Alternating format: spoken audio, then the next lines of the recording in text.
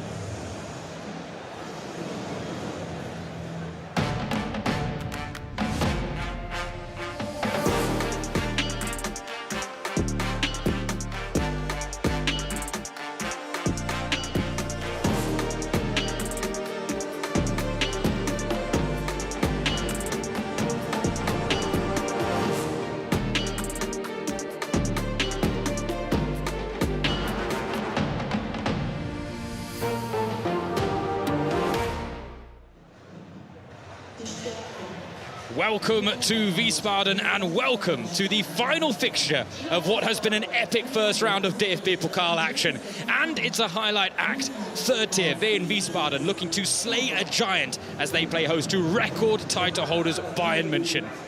The BeReal Arena has opened its doors to some of Germany's biggest teams in recent seasons. None, though, are bigger than FC Bayern. But after 5 seasons of early exits in the DFB-Pokal, the 20-time winners have a point to prove. 6 games separate them from the ultimate glory. Wehen Wiesbaden of the Dritte Liga provide the first hurdle, but can Bayern avoid an early giant killing? Well, there is a sensational atmosphere brewing tonight at the BeReal Arena. Wehen Wiesbaden themselves are out to cause a sensation. And we're here in the capital of Hessen for a capital clash against their counterparts from Bavaria. And Bayern head coach Vincent Kompany said he didn't know much about Wiesbaden other than the fact it was near Germany's financial capital of Frankfurt. But make no mistake, this is a high-stakes night in a city just up from the River Rhine, known best for being home to some of the hottest thermal spas in the whole of Europe. And Wiesbaden, they're not about to provide any spa treatment or even star treatment for what is the biggest game in the lives of many connected to this community-driven club. To quote Jens, a supporter that I talked to on my way up to the BeReal Arena today, if Kiel and Saarbrücken can beat Bayern and knock them out of the cup, then so can we.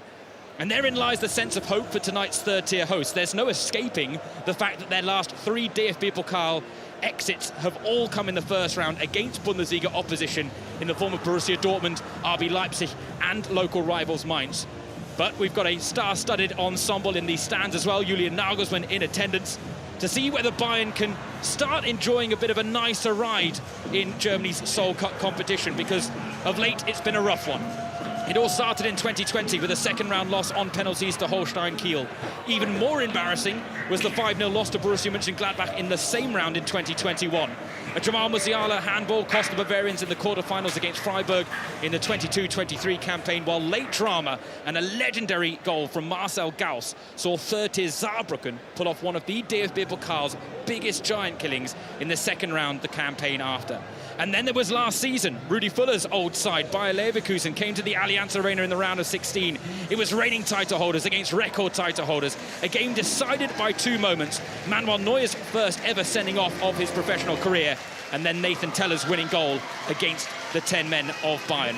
You have to go back to the 1980s and 90s for the last time Bayern went this long without making an end-of-season appearance in Berlin. But they're more determined than ever to end that barren spell.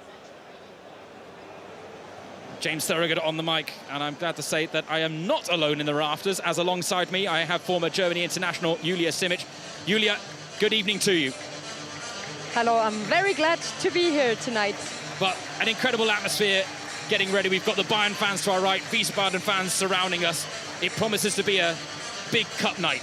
It's definitely a big cup night, and as we've proven yesterday again, there's no clear favorite. The cup has its own law, and I think this can always happen, even to the biggest teams, to the biggest favorites, and I hope it's going to be a very exciting game. Vincent Kompany joined Bayern as an unproven head coach at the start of last season. The club bounced back from their first trophyless campaign since 2012 by winning the Bundesliga. But talk to me about the pressures that his side are facing, not just tonight, but in his second season, because they haven't had the best of times in the DFB-Pokal. Definitely, and he spoke about the will, the hunger, the whole club feels. And I think in terms of the DFB-Pokal, it's just about time for the big FC Bayern, who they are, and still they are, that they just want to make it back to Berlin, where they, in their opinion, belong to. And I think this is just a journey where they want to start. The Belgian has delivered silverware already in his second season, beating VfB Stuttgart in the Franz Beckenbauer Super Cup. But some would argue that this campaign will be defined by whether he can defend the Meisterschale and go deeper in the DFB-Pokal.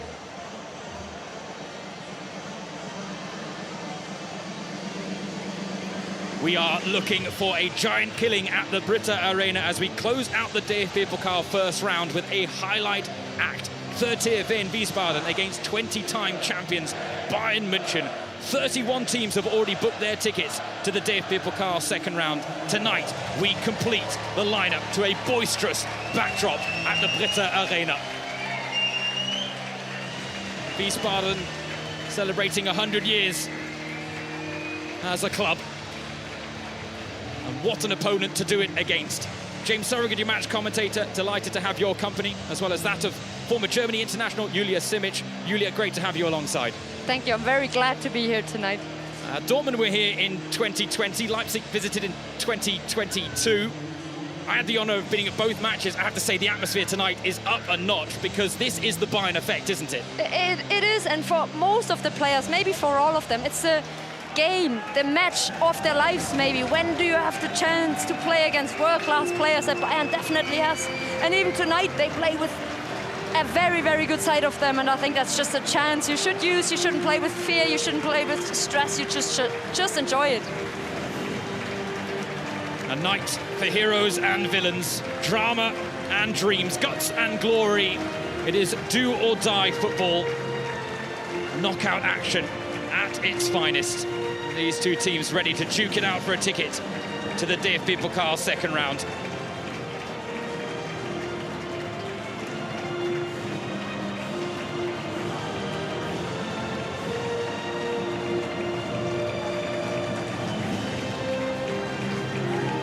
The home crowd ready to play their part. The question is, can Wehen Wiesbaden harness the power of this crowd to get the better of the record title holders?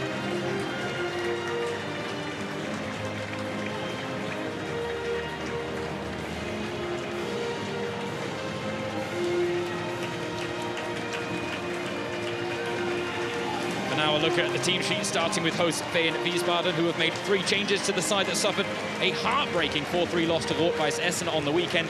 Sasha Mockenhaupt brings his vast experience to the back line.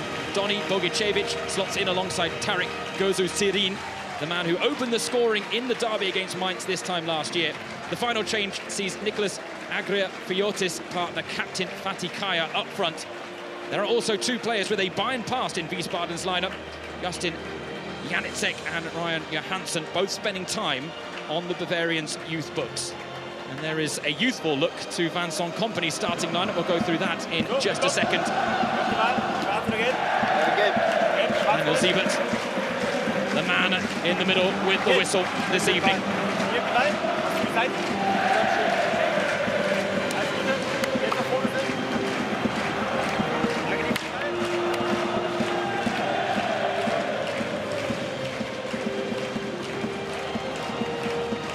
Nice moment between 2 head coaches on the sidelines. And now a look at Vincent Kompany's lineup. He says he doesn't like the word rotation, but he makes 6 changes to the side that smashed Leipzig 4-6 last Friday. Manuel Neuer suspended after being sent off in the loss to Leverkusen last season. That means Jonas Urbig makes his first DFB-Pokal appearance as a Bayern player. Bui, Kim and Guerrero are the fresh faces in the back line, while Leon Goretzka drops to the bench in place of Alexander Pavlovic. Up front, there's a DFB-Pokal debut for Luis Diaz, while 17-year-old Lennart Karl makes his first ever start as a Bayern player, a reward for a very impressive pre-season. And there is a man that many of those players will be looking to impress, Julian Nagelsmann, announcing today his new Germany national team for the upcoming fixtures. Alexander Pavlovic in the Bayern lineup tonight, but an absentee on that list. He says he needs more game time. He gets it tonight. But plenty of players that I'm sure he will be interested in seeing their development. Jonas Urbig stepping in for Manuel Neuer at the back. That is never an easy job. And Lennart Karl, the new rising prospect in Bayern colours, 17 years old, and they already have such high hopes for him. Harry Kane in hat-trick scoring form on the weekend. His reputation, unlike Karl's, precedes him.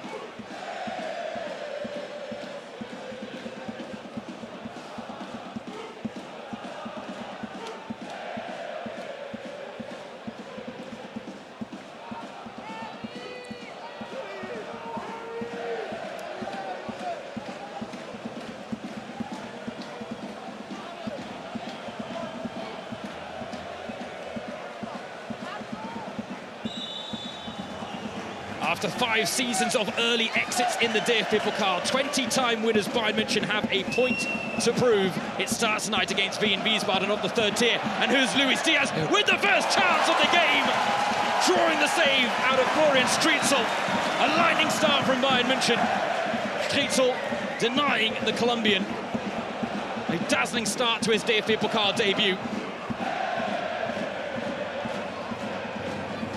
11 seconds on the clock. The first scare for Wehen Wiesbaden to survive. It will not be the last here tonight either. It's probably the first wake-up call for Wehen Wiesbaden. It's going to start directly, straight from the beginning. James Surrogate, your match commentator, delighted to be joined by you, as well as former Germany international Julia Simic, who will be casting a keen analytical eye over all the action here today. A cheap concession of possession there, and Karl gets his first touch as a Bayern starter. He's impressed during pre-season, scored some eye-catching goals against Tottenham and Grasshoppers Club Zurich. Now a chance to impress from the off. It's all part of the new Bayern philosophy. They wanted to leave space in their squad for the young players this season. Lennart Karl is certainly the most high-profile of the youngsters looking to break through. And he's probably a good signal as well for other youth players. They build this huge campus in Munich where they want to build the next generation, but then they also have to use their talent. And Lennart Karl is, I think, an extraordinary good example for all the talented youth players coming up in the next generation.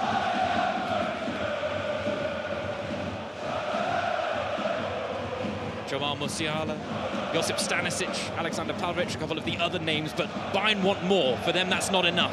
They want more representation. Lennart Karl is certainly one that represents the future. An impact player who seems to be playing through the middle early doors, with Michael Olise on the ball out wide here. Beaten to the ball, and now a chance for Wiesbaden to break. not shell-shocked by the early shot conceded inside 11 seconds.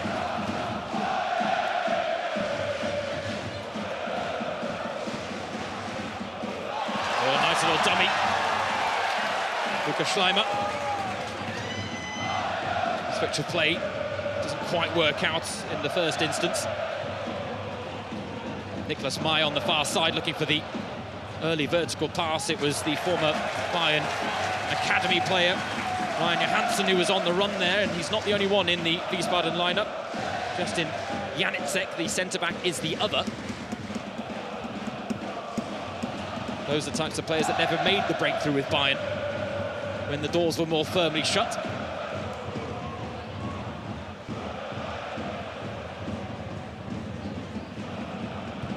Here we see from kickoff. It's Route 1 football, but it worked, Julia. Yeah, and it's a typical set piece now with the kick-off to overload one side with one header that you win you straight away in front of goal, and it's a good way to start a game.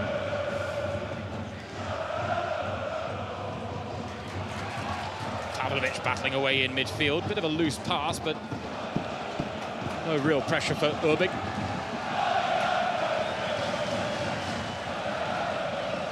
He's got the Bayern fans behind his goal for the first half. Bayern will be playing towards those fans in the second. Now Carr with a bit of space to manoeuvre. Olise back to Carl with a fancy flick. Carl looked to return the favour.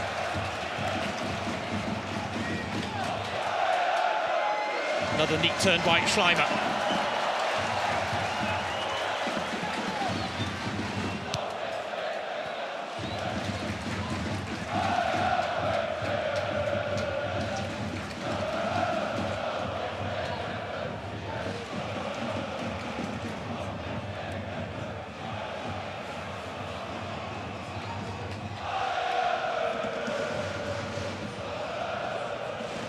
Florian Striezel, I can tell you, was one of the few names that the Wiesbaden fans were chanting before the game, so he's clearly a fan favourite here. And when he makes saves like he made it after 11 seconds, you can understand why.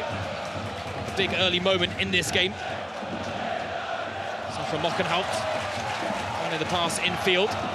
Bogicevic, nice switch of play. Bayern stretched momentarily as the cross comes in, and well, Kim, some calm defending there. Guerrero completes the clearance.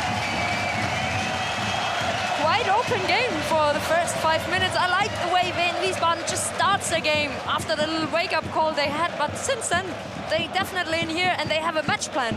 You can see this, they use their counter-attacks and they want to rotate a lot, so Bayern gets out of their positional play and then they just want to get the ball in front of goal.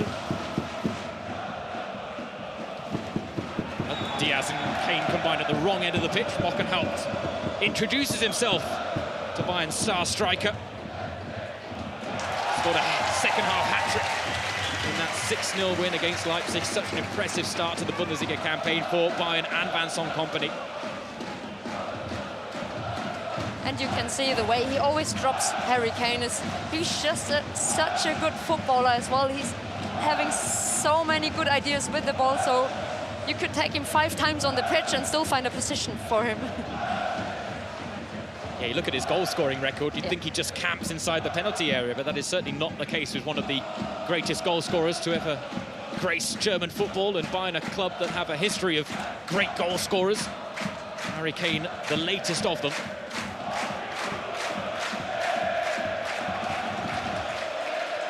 Hat-trick against Leipzig, the 9th of his Bayern career. And given the fact that he's starting tonight, it means that next weekend against Augsburg, this coming weekend, he will make his 100th appearance for Bayern.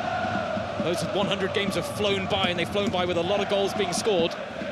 He'll want more tonight, as Diaz finds Olise pocket of space to work with, and on his unfavoured right foot, can't hit the target. But he still uses it, and I think these are exactly the little pockets, and now you see Olise in the middle in a central area. Carl is there as well, but he just takes the shot, just a quick first touch and a quick second one as well, and I think Olise is just one of many players to watch at the moment.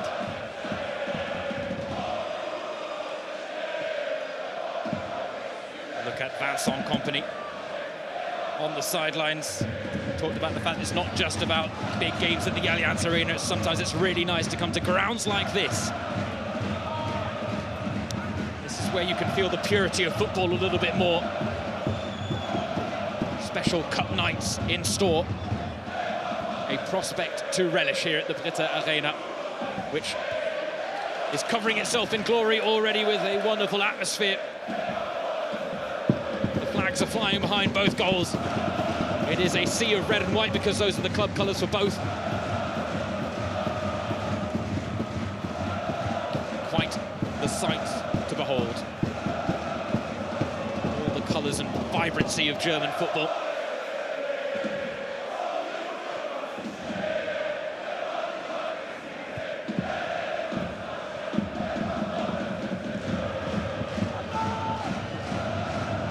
Wearing a face mask after picking up a broken eye socket in training before the start of the season. Now Sacha Boey bursting in behind, lovely play by Boey to find Kane! And on the follow-up there must have been a handball in the mix.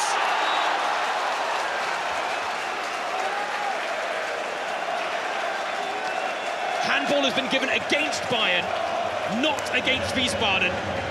A moment where VAR might have decided differently, but there is no VAR tonight. I think sometimes you can just also believe in the faces of the players, because they were just facing it from very near, and you can see this is a handball already, and then again. So it's basically 2 penalties when you watch that back, but it's a clear penalty. I think it's a clear handball even twice, and I think with every right, Harry Kane and all the other players can't believe it. Well, of course, they had that incident against Leipzig on the weekend where Leipzig scored a goal that shouldn't have counted. It didn't count because Kimmich got involved, and then the VAR checked the incident. Now, VAR actually shouldn't have done that based on the laws of the game, but the goal did not stand for Leipzig. Now, of course, I don't think they'll be getting any concessions in that regard tonight, but that looked like a clear handball, and to be honest, I'm not even sure what the referee gave in Wiesbaden's favour there in terms of a foul against them. But we move on from a moment of controversy that we hope not to dwell on as Wiesbaden charged forward, but stopped in their tracks by Jonathan Tah, the only member of the Bayern backline to keep his starting spots after the game against Leipzig. An impressive Bundesliga debut for Bayern, for Jonathan Tah, a man who has a certain pedigree about him, given his time with Bayer Leverkusen.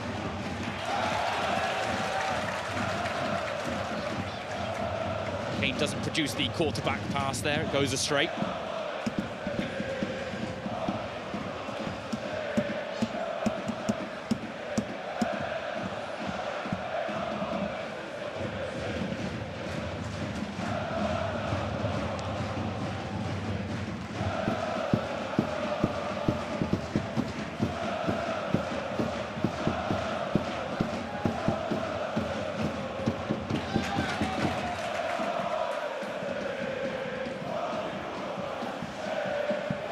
Kimmich having words with Pavlovic in the middle of the park there.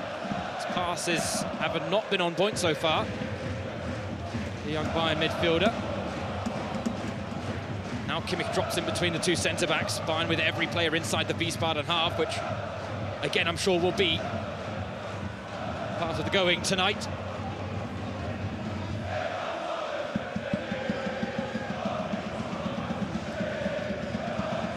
Pavlovic out to Sacha Boey.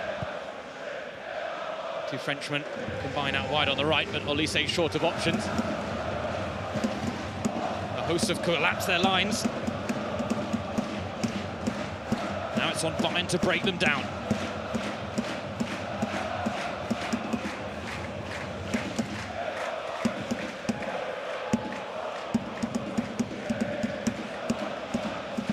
See Niels Döring there at the bottom of your screen, the Wiesbaden head coach.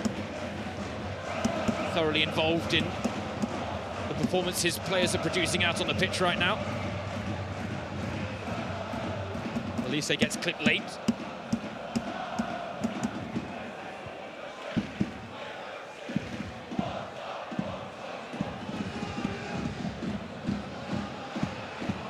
Kimmich to Kim, now to Diaz. Isolates Sascha Mockenhaupt in a one-on-one situation. Releases Guerrero in behind.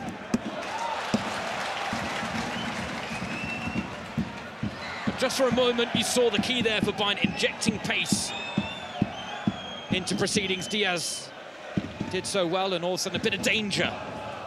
Yes, and it's just a switch of tempo you need in these games. You need the patience, you need the ball circulation, but then at one point you have to increase the tempo and put up the speed, accelerate, to just use the little pockets you have. But before that, you need clean passes, and this is something Bayern doesn't have on point today so far.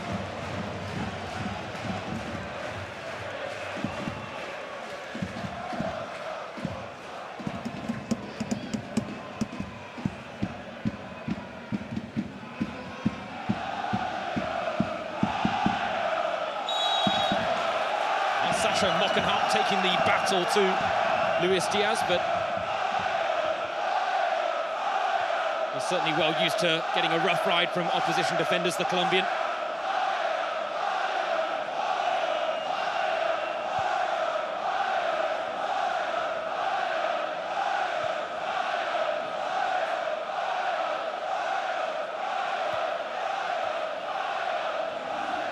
Mockenhaupt left behind by Diaz. Diaz looking for a teammate, he found Karl, and he went for the spectacular. The first time volley, high degree of difficulty, didn't pull it off.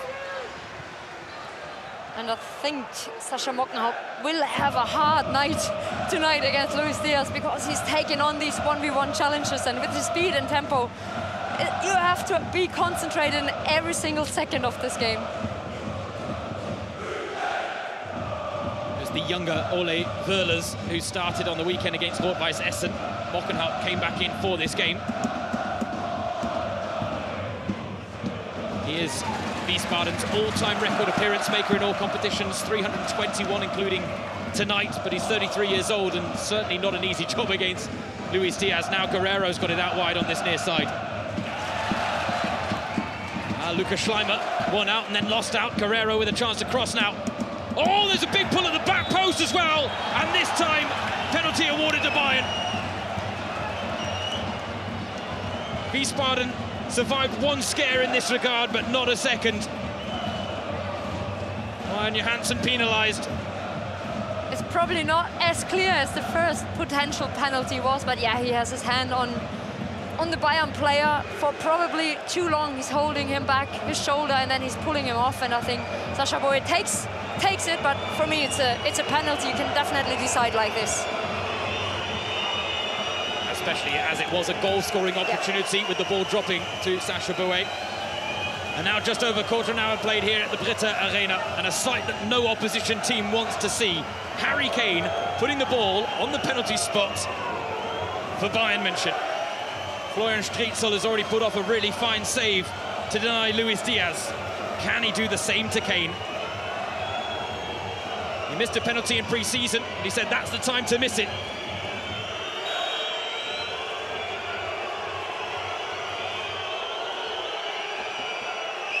Harry Kane sends Strietzel the wrong way. Bayern have the lead, and it's a breakthrough their dominance has deserved. And I think in terms of quality of penalties, you can't take it better than Harry Kane, because he's full of control. He exactly knows what he does. He waits for the keeper to jump, and then he just places it in the other corner. So very high quality penalty to take.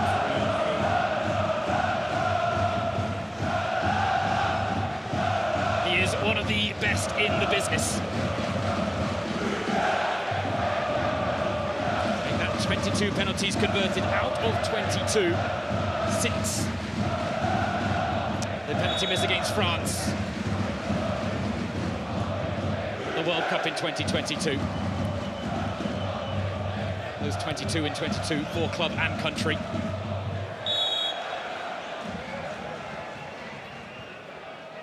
From the spot last season in the Bundesliga, he was one shy of equaling the all-time single-season record of 10 penalties scored.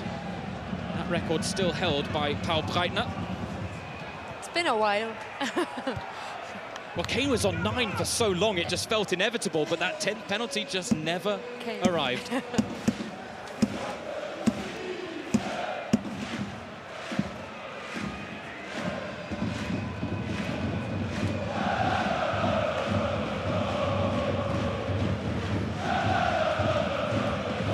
haven't had a shot yet.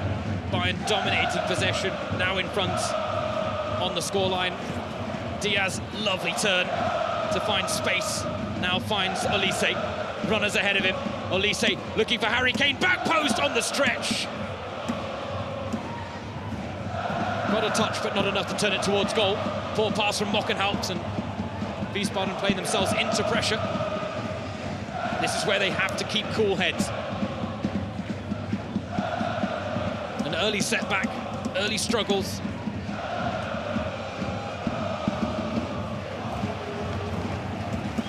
And the game doesn't get any easier, especially when you're 1-0 down, and then you have to have the concentration, and you're running behind the ball, and fire after fire, cross after cross, and you're just running after the ball. It's a thing of being mentally very strong.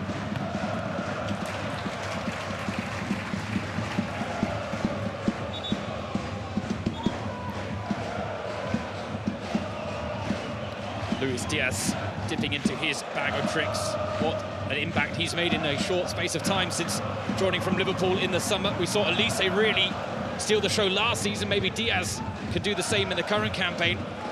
Positive signs early, though. It's so positive, and I feel like Luis Diaz is here since many months. The way he plays and the way he integrates into the team is so fluid, so fluent. It's just part of it, and very, very natural. Julian Nagelsmann alongside Rudi Völler and Benjamin Hübner. Nagelsmann, Germany national team head coach. Rudi Völler, the team manager for the national team. An interested onlooker ahead of the international break that's coming up. His squad named earlier today.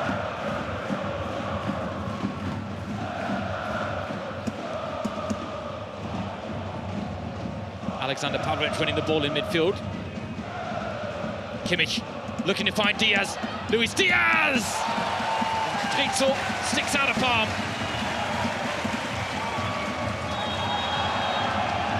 Big push on Jonathan Tah there by the Wiesbaden captain, Fatih Kaya. But here's the chance for Diaz again. That's two now, saved by Stritzel. Yeah, very good goalkeeper performance so far, but also very good performance from Luis Diaz. Guerrero now to Kane. Bayern piling on the pressure, not satisfied with one goal. Kaya keeps leaving a foot in on some of the Bayern players, but more of that's needed from the rest of his teammates. They're almost not getting touch tight to these Bayern players. They're letting them show their quality, and that's always a very dangerous game to play. The belief was in the Wiesbaden ranks that Bayern would dominate, but they were always going to get their 2 or 3 chances. They just needed to take them. Right now, it's hard to see them even generating any threat up front. Bouet looking for Olise. Well cut out at the back by Mai. Niels Döring is trying to rally his troops in the sidelines. Schleimer, neat flick, but it needs to find purchase and doesn't.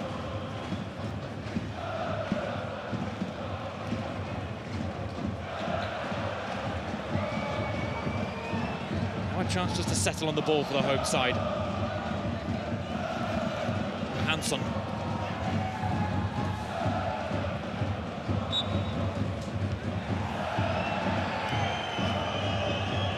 Frustrated by the lack of support. So throw it goes Bayern's way.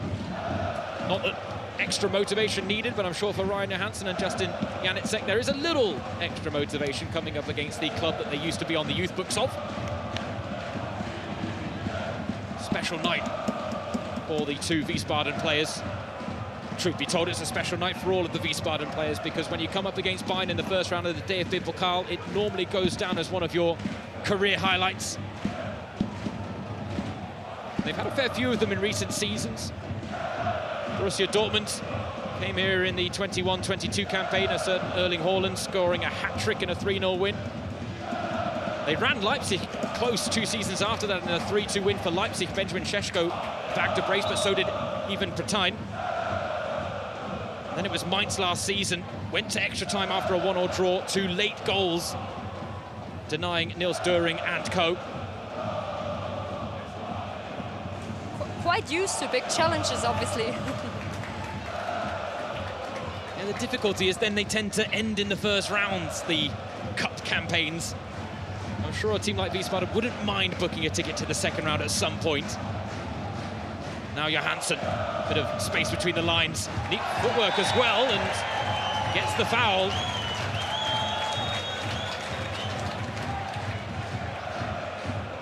Well, Lukas Schleimer there trying to play the free kick quickly and throw Joshua Kimmich under the bus, and Kimmich shares a thought or two afterwards.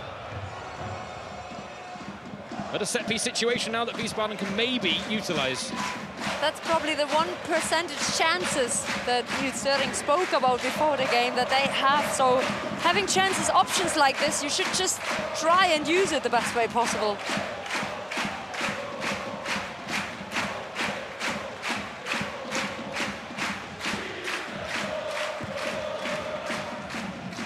To the edge of there it goes. Second chance opportunity, and well, it was blocked, as was that effort. They are trying to rack them up here, Wiesbaden. First time into the Bayern final third. Mai losing out there against Karl. Neat turn, draws the foul. They're the confidence that Lennart Karl plays with. And this is exactly why I, for example, love to watch him play, because he's just so brave. Like, even if he doesn't get many touches on the ball, the moment he has the ball, he's always having an idea. Even if he plays against men that probably double the height he has, so he's just very, he's never fearful, he's just trying, and you can see in these moments the talent he has.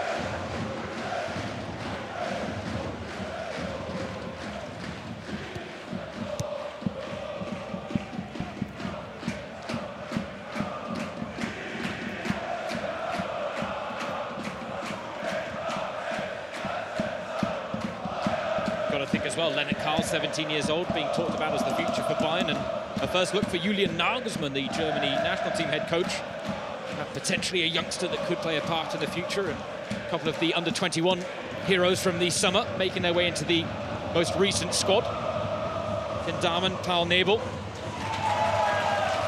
Namdi Collins. Bayern represented with Kimmich, Goretzka, Gnabry and Jonathan Tah. Technically through Alexander Nubel as well. I was just about to mention this, because the goalkeeper position at the moment is not clear. So that's also a chance somehow for Jonas Obig, because he's definitely full of talent. Kane forced away from goal. Yeah, there's a lot of talk about Manuel Neuer maybe deciding to return to national team duties, given the way he's been rolling back the years with some recent performances. Missing tonight, suspended. Now Karl and Kane combine. Kane just ran out of real estate, but poor clearance. Keeps Bayern on the front foot here.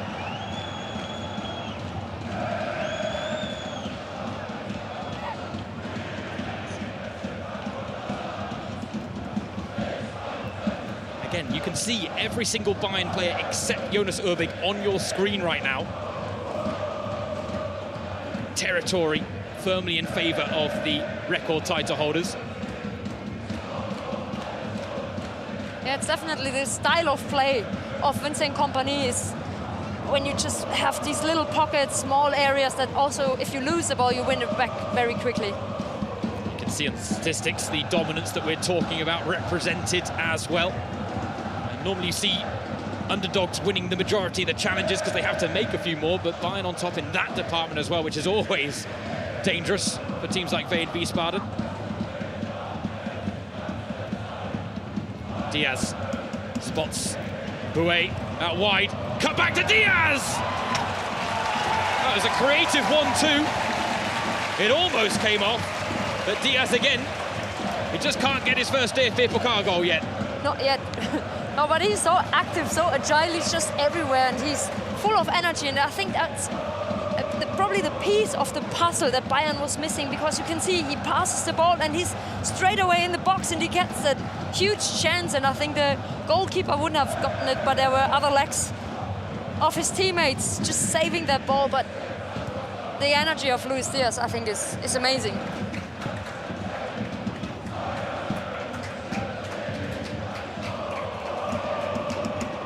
New club, new teammates, new culture, new country. It's not to be taken for granted that Diaz has made the impact he's made so early. But when you hear former coaches, former teammates speaking about him, they were all mentioning he's just enjoying his life, his football. He's always having a smile on his face, and that's probably exactly what he shows on the pitch. He's just happy to play football, and that's in a very, very outstanding way.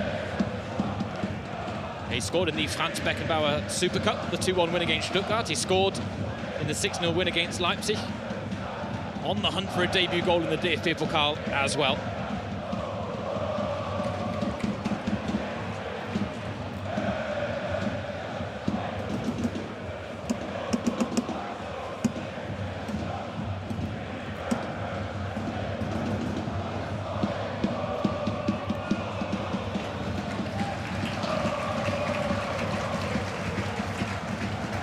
Daniel Siebert, the referee, certainly been in the thick of things early doors. This was the handball that wasn't given.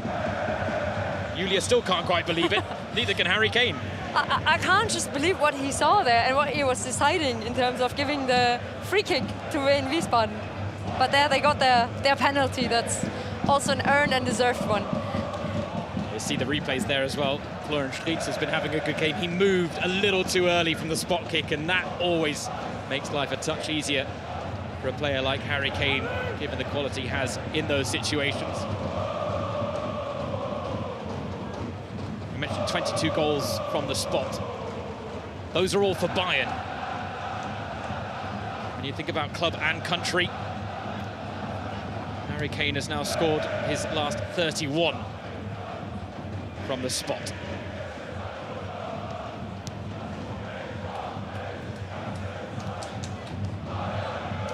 That's why it was so surprising when he missed a penalty in pre-season against Tottenham. But perfect timing, right? That's what great goal scorers are all about.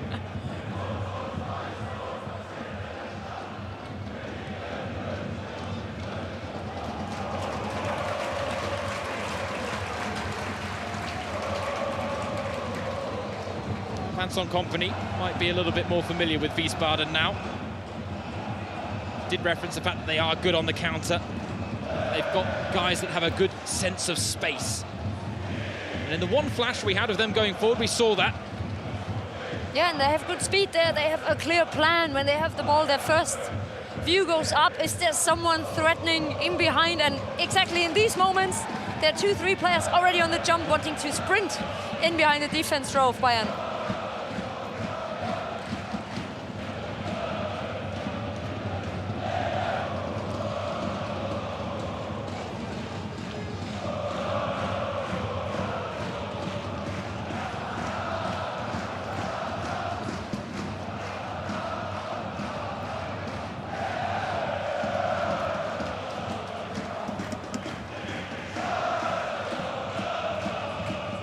Guerrero looking for Diaz. Mockenhaupt had to stretch, concedes the corner.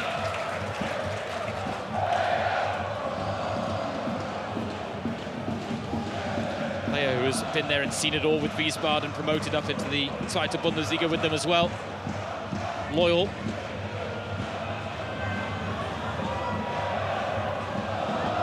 He's had some highlight moments over the course of his career. He'd like to add another tonight. But right now, hard going for Wiesbaden. Kane's goal separating the sides. Just over half an hour played at the Britta Arena. Bayern looking to double their advantage.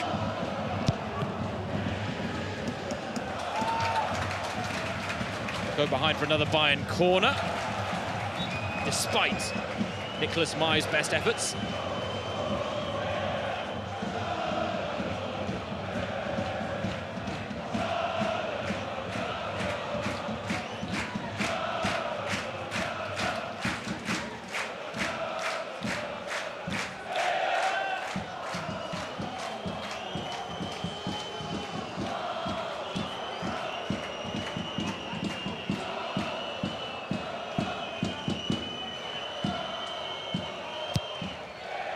Fizz to the back post. Tar was ready to attack. Still the chance alive on Strietzel. Well, he really is racking up a compilation of fine saves tonight. It's the latest to deny Guerrero. Here's exactly the day you need on a cup night when you play against Bayern Munich, because this is how he keeps his team alive with saves like this, and he's just there, and this is the body language you also need to have from your goalkeeper.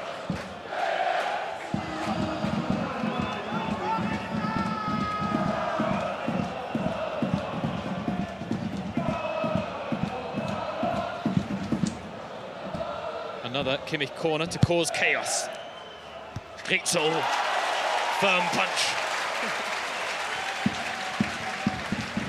Given the fact they haven't had a lot to cheer about, they are celebrating those moments, the home fans, and rightly so.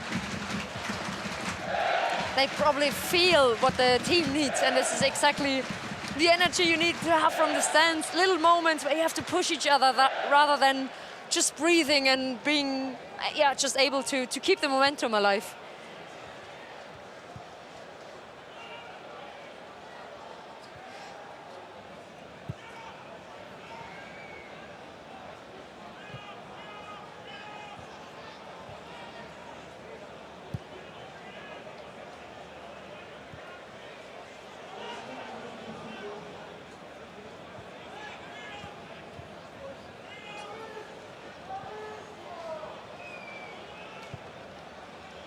Kimmich.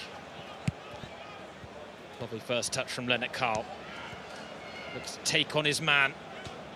As Julia pointed out, always so purposeful when he gets on the ball, Lennart Karl. Now with Pavlovic.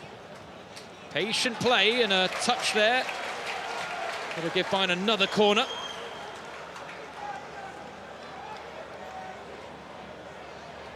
Agrafiotis there, having to do some defensive work.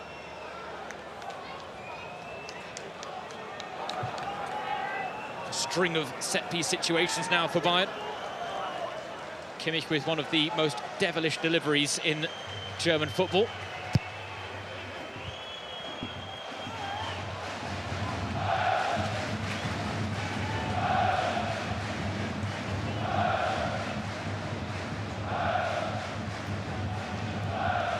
Kim and Tar retreat. But again, Bayern keeping themselves on the front foot here. Bit of a trip there on Elise, but he tried to ride the challenge, got no reward for it. And therein lies an issue for Wiesbaden. They cannot afford to gift the ball back to Bayern that way. Bayern already a goal to the good, thanks to Harry Kane. He has scored in all 3 competitive fixtures so far this season, 5 goals scored, and I tell you what, that's not good news for German football and the rest of teams that are going to face Bayern this season, because he is already finding his rhythm, his mark. And that always spells danger, because it's 5 goals so far, Julia, but who knows what the number could be by the end of the season. Exactly. I think there are no limits, to be honest, because you feel like Harry Kane gets better and better with getting older year after year, and I think he really arrived in German football, and he loves to play in the Bundesliga because he's just so successful and also so efficient, like probably never before. 65 goals in 64 games in the Bundesliga. All time now for Bayern, it's 99 and 90. A reminder, appearance number 100. The big major milestone comes on the weekend against Augsburg at the WWK Arena. Something tells me he might have a goal saved for that special occasion as well. But he might not be done here tonight. He got 3 against Leipzig last Friday. And that's also a big part of his quality, that he never stops. He's never happy, he's never done, really. He can just come out of nowhere. Sometimes you don't see him for a couple of minutes, and then he's just in front of goal. And whenever he has that chance, he's most of the time using it. Karl, cheeky flick, Diaz! Oh, it would have been spectacular. The chances are getting harder, but he's still racking them up. I think there are even some Wiesbaden supporters who are clapping hands just for that little moment of show, of entertainment. And the idea, again, it just speaks for all his energy, what we spoke about earlier. Just having the idea in this moment to take that bicycle kick is just a player you love to watch. Oh, chance on for Wiesbaden. They got men over on the left here. It's Kaya. The follow-up is sent wide. Agrafiotis just needed to keep his cool with that rebound effort. A very good counter-attack, and this is where you can stretch Bayern. You rotate around, and Bayern is fully out of their positions, and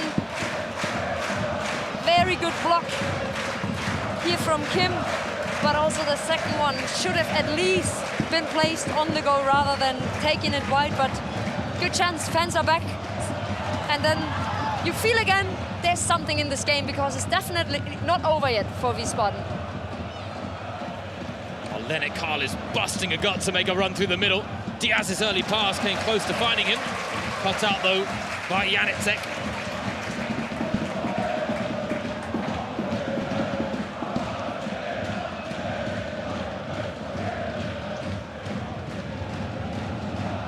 Diaz wants it on this near side again. He's peeling away from Mockenhaupt.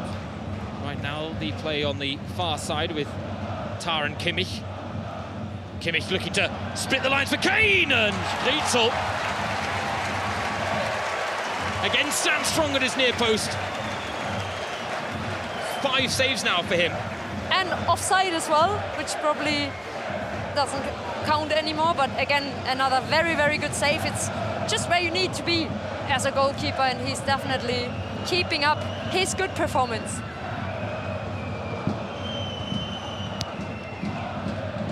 Right into that near post, congested Kimmich. First of the loose ball, back out to Elise. Lofted into the night sky, and it doesn't fall for Karl.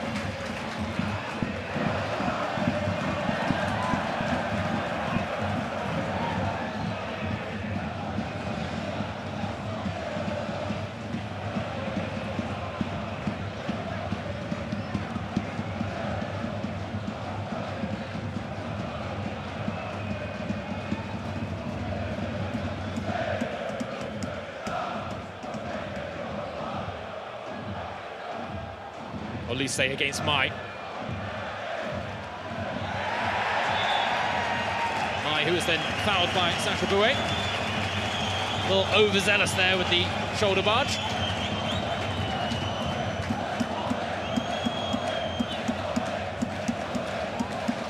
I wouldn't have taken that decision, but it's okay.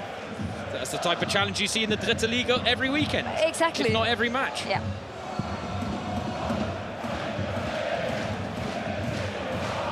Got to say, the Bayern travelling fans really outdoing themselves. They have been vocal from the start, and their presence is actually making the Wiesbaden fans up their game as well. They're pushing each other. Diaz with a bit of defending to do. Shadowed by 3, and then the outlet pass is a dreamy one to Elise. Oh, well done to Niklas Mai. Stayed tight in the foot race, made the challenge, and now down the other end. Agrafiotis gives chase. He's only got Kaya in the middle, the captain, to aim for. More support arriving now. Agrafiotis looking for Kaya, but Kim's there first.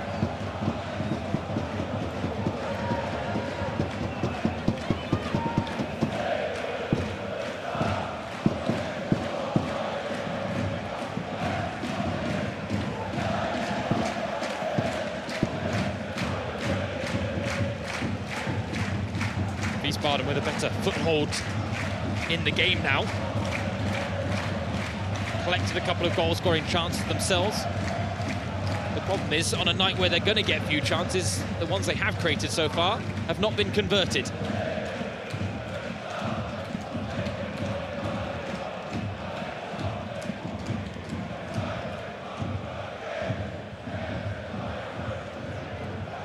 Diaz, a man who has already racked up more shots than the whole Wiesbaden side tonight. Happy to turn provider as well.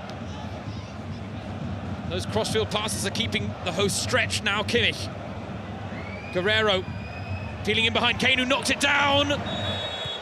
This time the offside flag is up against Harry Kane. Not that easy as well for the referees to be in these first rounds of the cup, where you all of a sudden have to work without the VAR, without the support from outside, where you can at least, if you're completely wrong, have the support in the back. And this is something where they can see they sometimes struggling a bit without this decision was completely right. So yeah, good scene from the referee team.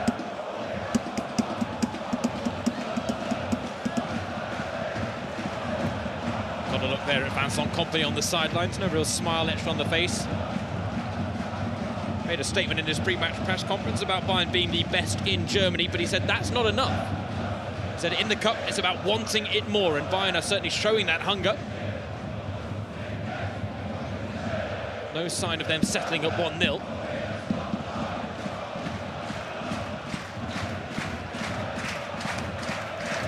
Of course, you go back a couple of seasons, and third-tier opposition that Bayern faced in 1. FC Saarbrücken. They were 1-0 up in that game as well.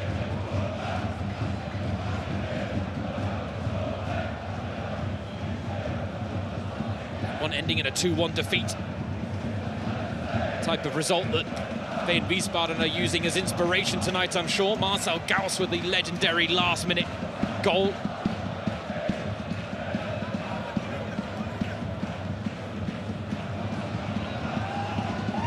It was Holstein Kiel as a second-tier side that started this whole run with a penalty shootout win against Bayern after a 2-2 draw, a dramatic game. Interestingly, Uwe Stöver, who's the sporting director here for Wehen Wiesbaden, was the sporting director for Kiel back in the day. I'll hold the thought because Elise's in behind here. Schleimer with a chance maybe to alleviate the pressure. But to finish the thought from Uwe Stöver, he talked about the fact that on that day for Kiel there were so many things that worked in their favour. The weather conditions, Bayern not being at their best. There were no fans in attendance as well because it was during the COVID times. And that's the thing, when you come against Bayern, several factors have to go in your favour. Some of those you have to force. Right now, Diaz trying to force the issue in the final third, but that's the worst bit of play we've seen from Luis Diaz tonight. Yeah, probably. But what you mentioned, that's exactly what the coach said as well, Niels Sterling, when he spoke about having a special day. And meaning having a special day against Bayern means also that Bayern doesn't have their best day and that they don't reach their 100%. And this is something what needs probably factors from outside, but also some you can force. And I think these are the games where you have to keep them open as long as possible. The 1-0 lead from Bayern probably gives them a little bit of a breather, really, that they don't have to play against the time. But for Wehen, it's still everything in the game. With one goal, one little chance, you're still back in the game, and this is something what the big teams, the favorites in the first rounds, always fear. Yeah, we saw Niels Döring, the head coach, on the sidelines there, and he talked about his side needing to stay true to themselves. And I think they've done that despite the early setback here. We've got a minute of time added on at the end of the first half. Delightful first touch from Diaz, but stopped in his tracks by the offside flag.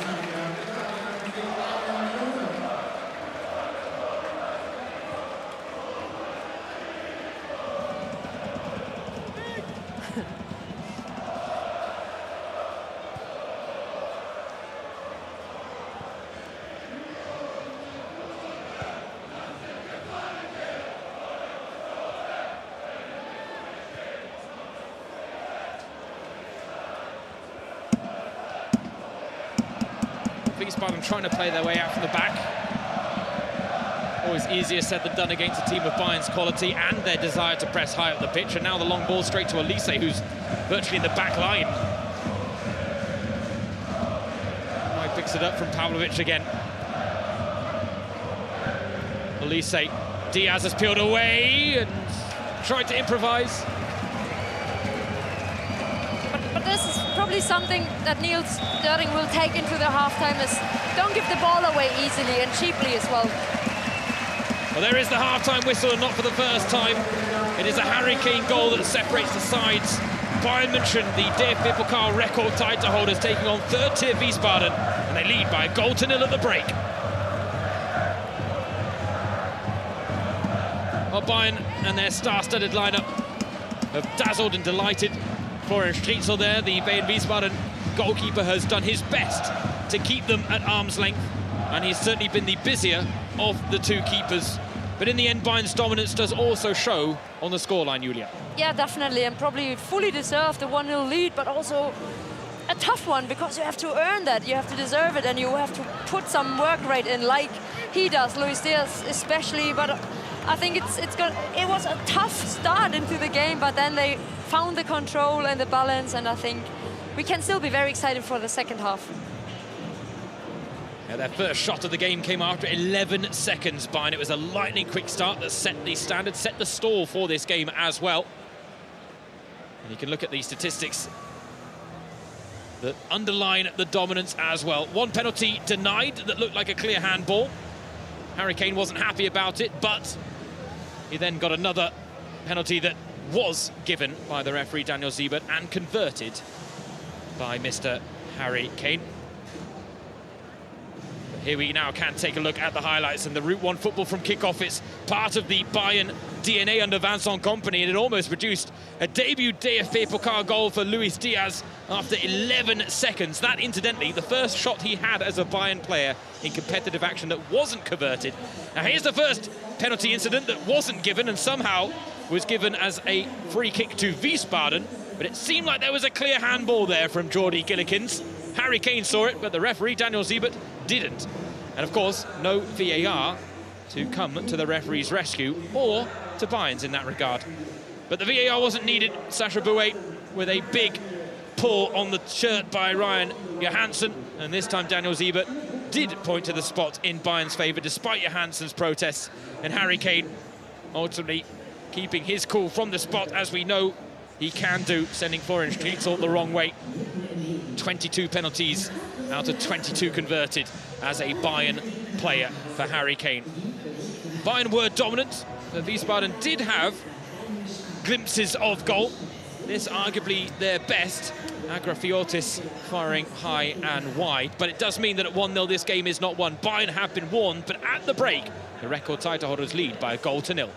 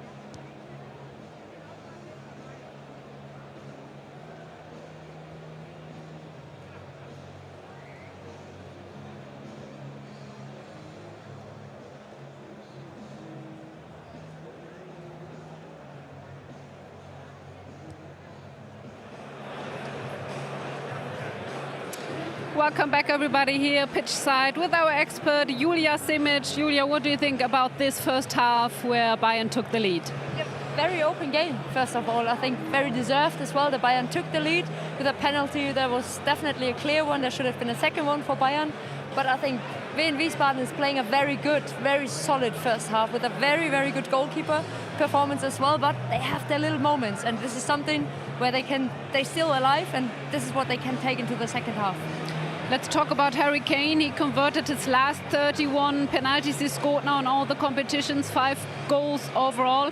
Everybody needs a Harry Kane in his team, right? I just said you can probably take him 5 times on the pitch and find a position for him, because he's just so good. He's so good in building up. He's so good at securing balls, but he's also the best probably in terms of his efficiency, in terms of scoring goals, and every penalty, apart from the one in pre-season for Bayern, he just finds the back of the net, and this is something, he's a machine, he's pure quality. Talking about a machine, I was sitting here pitch side seeing Luis Diaz running up and down. How do you assess his arrival to the team? It feels like he's there forever because he integrated so well into the team. His work rate, especially his energy, just the drive he has and he brings to the team is something that probably Bayern was missing a bit in recent years. And this is something, even if not everything is perfect, he's just always trying to do something. And his bicycle kick probably spoke for himself. And you know, and you can see that he knows how to handle the ball. So let's see what happens in the second half. Thank you, Julia. Enjoy, everybody.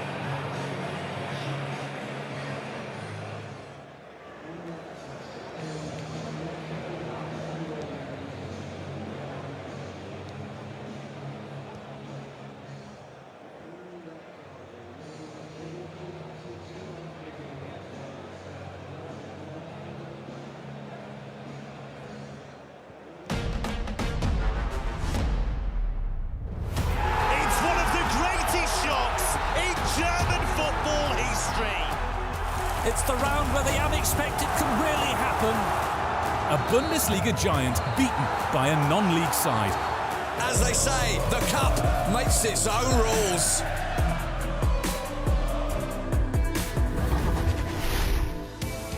While the record champions were busy signing autographs, their non-league opponents were carefully studying the tactics board.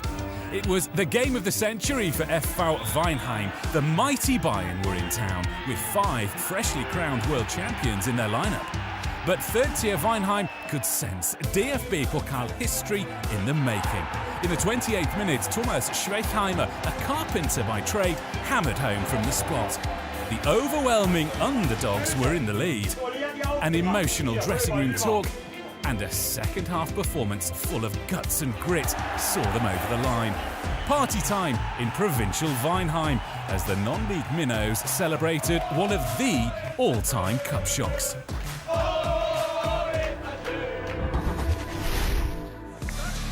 "90 minutes, no goals between fourth-tier Rot-Weiß Essen and Bayern 04 Leverkusen. Bailey! Oh, he's got it! Rot-Weiß Essen throwing everything forward now. Kefke scores! After 108 minutes, are back in the game. 3 minutes to go. This is Engelmann! It's Engelmann! Quarter-final for Rot-Weiß Essen, and this is why we love football!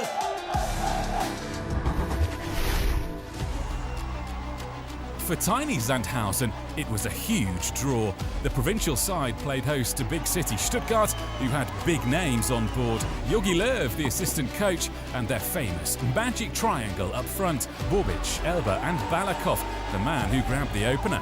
That was cancelled out by Matthias Bernhardt, before Bobic restored the lead after the break. But with just 3 minutes to go, Slavisa Staletovic nodded home the next equaliser. 2-2 the final score. And after a goalless extra time, the match went to an extraordinary penalty shootout. Everyone scored 25 successful spot kicks in a row, a DFB-Pokal record. Then Hendrik Herzog stepped up and hit the post. There was no holding back.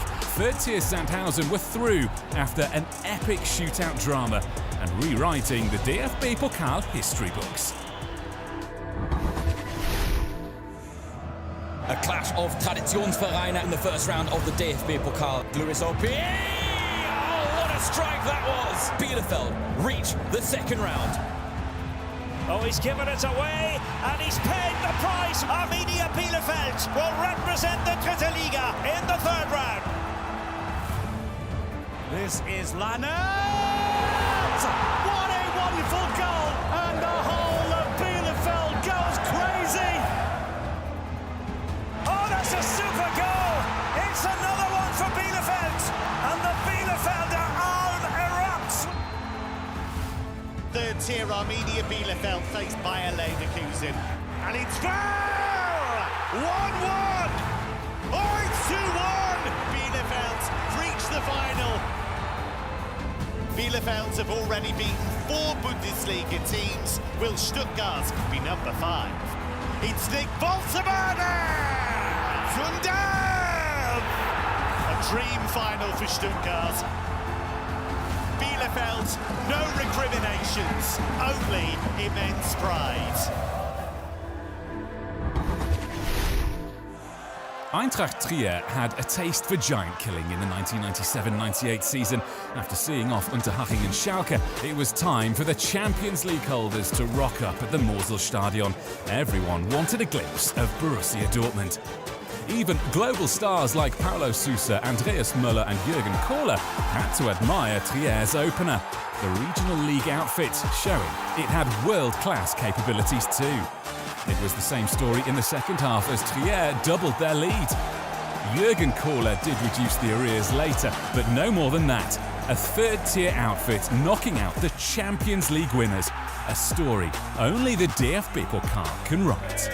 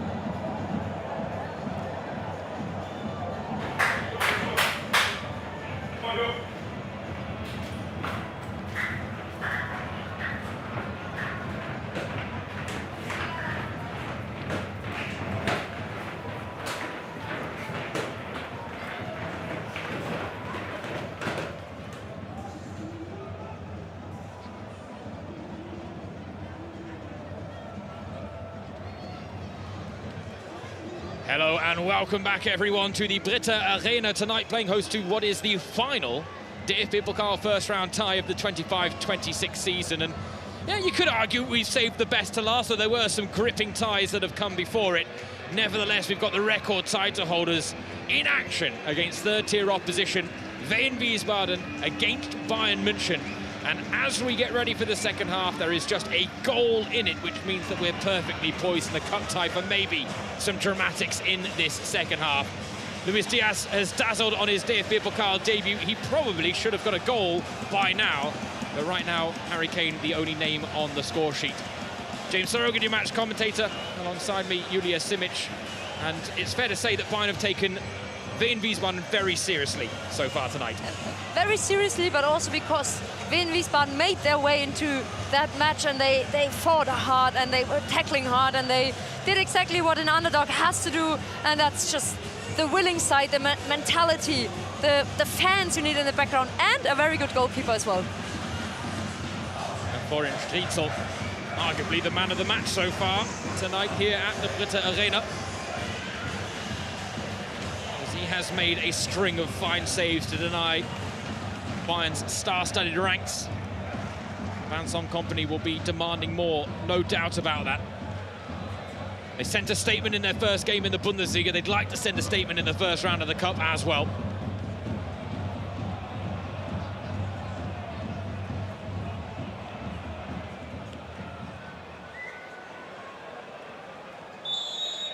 One goal in it and all to play for in the second half of this DFB-Pokal first round tie. Kane's penalty separates the sides from the first half, but what can Wehen Wiesbaden, the underdogs, conjure up after the restart? James Sauger, your match commentator, delighted to have the pleasure of your company, as well as that of former Germany international Julia Simic. And from what we saw in the first half, I think we could both agree we felt Bayern probably should be ahead by more, but credit to Wiesbaden, because when you fall behind early against Bayern, it's very easy to collapse, and there's been no sign of that whatsoever from the hosts today.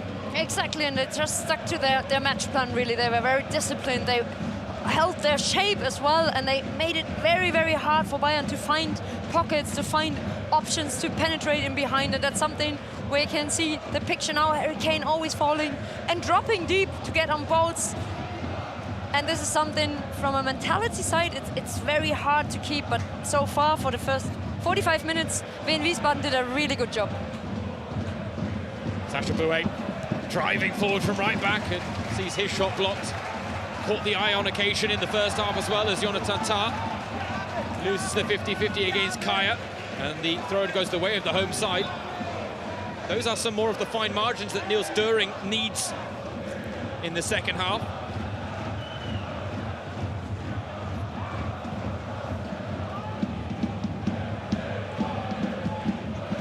Kim calmly playing it back to Jonas Urbig. Wiesbaden did carve out a couple of chances, but Urbig not forced into a save. Certainly none of the caliber that we've seen from Florian Striezel at the other end. Kane finding a pocket of space to Leonard Karl. First appearance in a Bayern starting lineup tonight for the 17-year-old. We've seen flashes, but there's more to come. As now Guerrero turns the corner, feeding Diaz to the byline, but in the end, there wasn't a lot of space to work with there.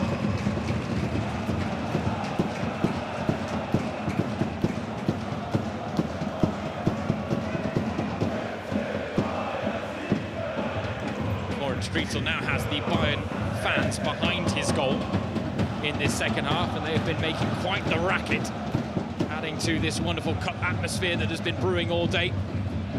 The weather threatened to dampen it because we had a rainstorm rush in at around about 6 o'clock that we thought might hold on until kickoff.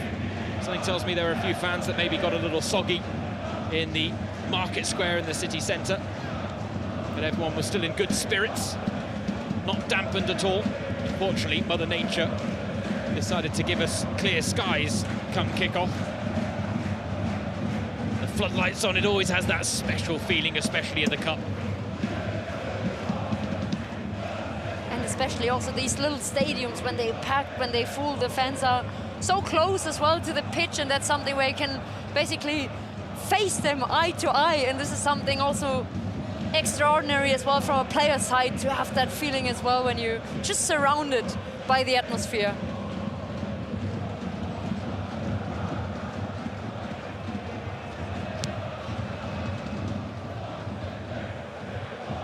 Well, Pavlovic just waited on the ball, and Agrafiotis got there ahead of him, and Pavlovic is going to be penalised, and rightly so. Company said it, who wants it more? And in that moment, Agrafiotis wanted it more. Definitely, little moments like this keeping you alive, and this is something maybe with his head mask, he doesn't have the clear view all around his head, but this is something where he's a bit sloppy, a bit slowly, and these are the chances for Wehen Wiesbaden to just jump into it, get your foot in, and then get a good free kick as well in a good position. It's got to affect periphery vision there, you think, for Pavlovic, who has one of the most unique injury lists of any footballer of his age. But now, free kick for Wiesbaden. chance to stay in Bayern's final third, and they didn't find themselves in that area of the pitch all too often in the first half. Clipped in Agrafiotis with the flick on. Now Johansson. Looking for the 1-2. Kaya went down after tangling with Tar. Certainly not as clear as the two penalty shots we saw in the first half, one of which was given for Bayern, the other denied, which actually looked the clearer of the two. Oh, cheeky nutmeg from Elise. Right in front of Vincent Kompany. You've got to think he's or would enjoy moments like that, despite being an elite defender in his time. Probably not his favourite actions. That was generous in Bayern's favour.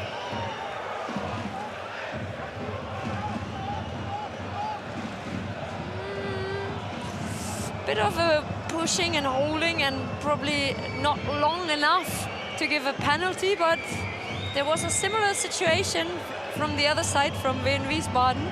That was given a penalty a bit longer in the penalty area, but still, yeah, I think he has to be careful, Jonathan Tah, in these moments.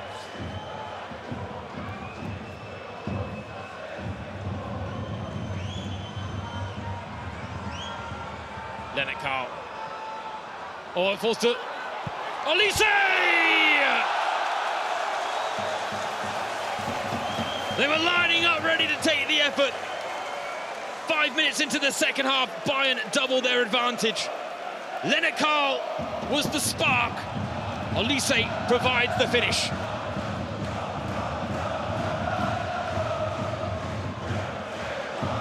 What we mentioned in the first half, whenever Lennart Karl is on the ball, he's always creating something. He's not passing the ball back with 17 years. He's going into two players, and then, yeah, maybe it's not intentional, but the ball goes through because of his bravery, really, and just facing duels, and that's something a 1v1 player needs, and a player of his quality as well, even if he's young.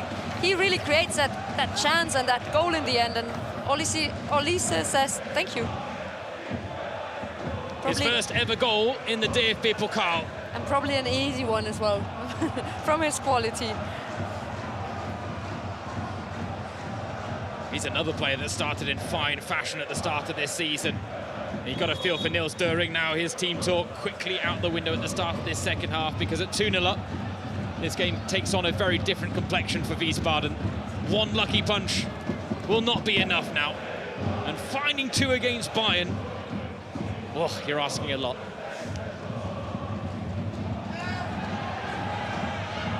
You have to go back to hold the thought, because Wiesbaden do have a chance here. Stifled in the end by Bayern's back line. And now Wiesbaden is stretched. The pass to Karl just needed to be a little bit more ahead of him, but he does really well, and he's still got the trick. Oh, that's not needed from Niklas Mai. Wasn't happy with the 17-year-old's tricks. Hacked him down at the ankles. That's the type of challenge he'd be subjected to in the third tier. A cheeky one as well, but this is adult football. Obviously, the players from that age doesn't like to get, just cheeky actions like this, but I love that. He should never leave that, and probably his style of play will change over the years, but at the moment it's just enjoyable to watch Lennart Karl. Kimmich with the free kick. Change of angle. Karl in that little pocket of space in behind. Everyone waiting for that dink diagonal that Kimmich has almost trademarked in this Bayern midfield. Guerrero has less white shirts ahead of him, and all of a sudden the shape has changed somewhat. Bayern resetting. Karl to Kimmich. Well, Guerrero was making that box-to-box run into the penalty area, but now Elise finding Kimmich. Kimmich looking for Guerrero. Constant movement from the Portuguese. Kimmich can pick out those passes because he's one of the best in the business when it comes to passing range, vision, execution.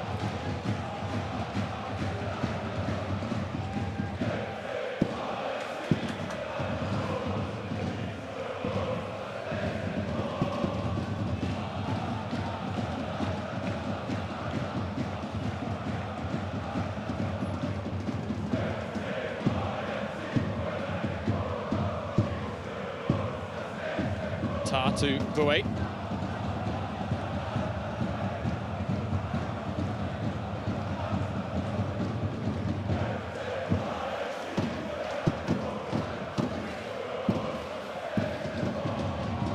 Nice idea from Elise, gets the ball back, finds Kane eventually, flag stays down, Guerrero!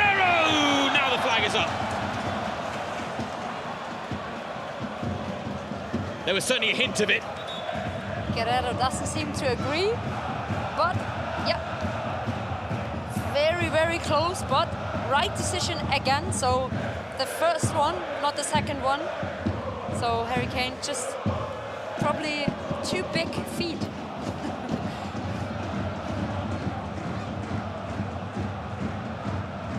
Oh, lovely touch from Carr to Kane.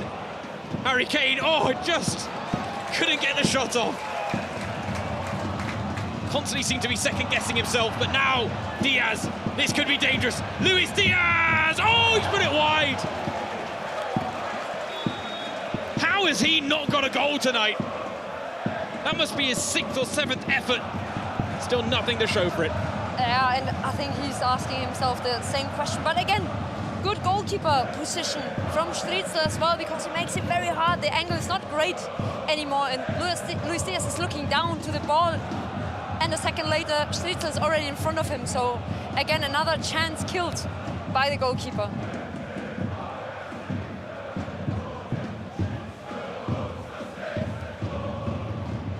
I think the Wiesbaden fans are chanting Stritzler will get us our next goal. I mean, that's high hopes indeed. Probably someone scores at him. But it tells you, it gives you an idea of the status he holds, and you can understand why he holds that status based on his performance tonight. And the heartbreaking moment on the weekend in that 4-3 loss to Rot-Weiß Essen, they scored the equaliser at 3-3 late on. And then Niels Döring pointing out that they were a bit too naive in not holding on to that draw. Rot-Weiß Essen fell to Dortmund in the first round of the DFB-Pokal as Kim... Bit of a risky pass, but then Urbig well off his line. Takes the threat levels down.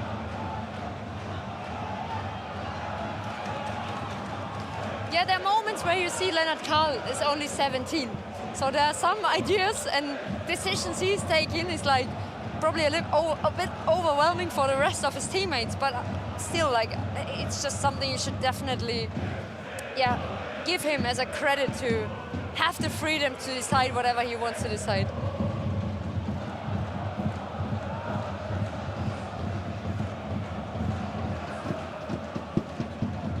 Pavlovic, pass behind Bouet. Now Elise into feet for Karl.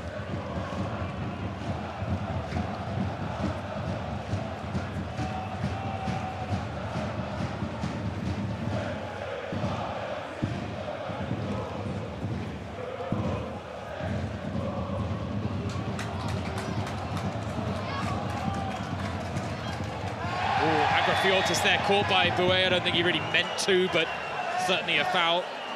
The home side have got 2 changes readied.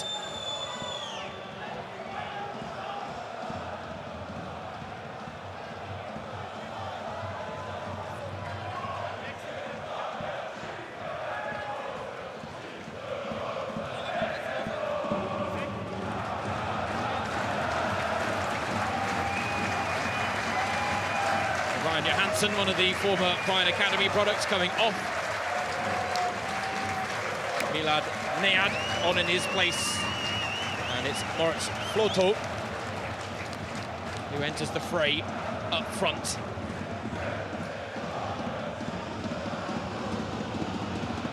Well, plenty for Julian Nagelsmann to mull over here tonight. To be honest, I think Lennart Karl is a player that Julian Nagelsmann likes from the way he plays, because he likes to have these young players that have no fear at all. So definitely, I'm sure he's looking very much on Lennart Karl tonight as well, and probably will have a good opinion after this game about him.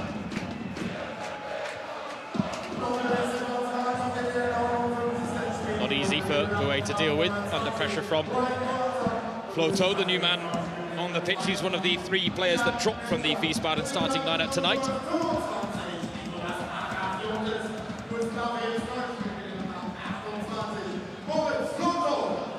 Nicolas Agrafiotis, the man who made way for him. He was the player who had arguably the best sight of goal for Wiesbaden in the first half.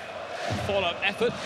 Chance opened up for him. He went to open up his boot looking for the far corner, just put a little too much on the shot. And now, Kane's offside again. Oh, such a shame. It would have been a lovely goal for Lennart Karl, but the linesman on this near side is taking no prisoners. And another right decision, definitely.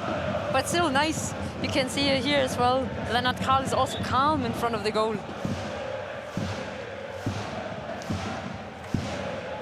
And there was a helping hand as Elise got his goal, because the assist came from a Wiesbaden player. But that's what happens when you play against Bayern. Sometimes a bit of rash, panicky defending to try and get the ball away from danger number 1, and you don't realise there's danger number 2 waiting in the wings. And truth be told, Bayern have 10 dangers on the pitch. There are waves of danger. Elise just looking to weave his way forward. Diaz picks up the pieces! Oh, he's put it over. He's just not going to get his goal tonight. It doesn't matter how hard he tries, how many chances he creates. Florian Strietzel will not be beaten by the Colombian. And probably now he's a bit frustrated as well by himself, because that's a chance he just got in front of his foot, and this is some ball that you shouldn't take wide from his quality. But maybe because he just wants it so much, he wants to make it with power rather than with precision.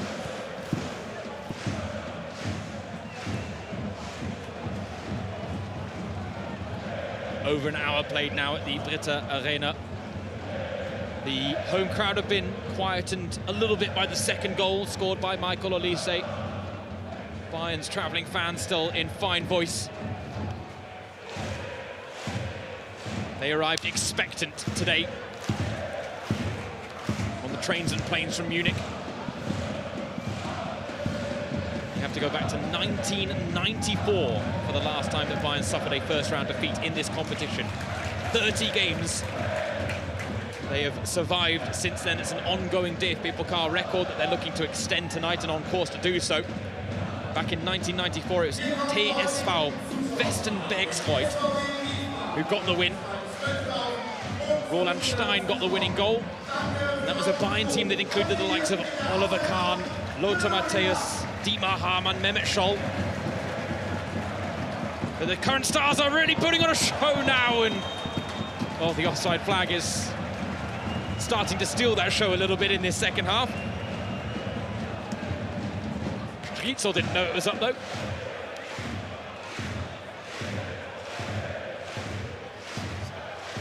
I mean, he's getting them all right. Exactly, and even if Vincent Kompany's probably doesn't agree to all the decisions, so far they were all right. Penny for the thoughts there of Max Ebel, the board director of sports, in the stands. Bayern's bosses had a big meeting this week. It went on for several hours, apparently. All talking about the transfer plans. There's the window yet to close. There's been pressure put on the club to do a bit more business from their honorary president, Uli Hoeneß. He's never one to shy away from giving a quote to the press, whether they're well advised or not, but he talked about Bayern needing to make a loan deal. They don't have the money for a permanent signing. They need to be more creative. But now Wiesbaden getting creative! Oh! The captain, Fatih Kaya!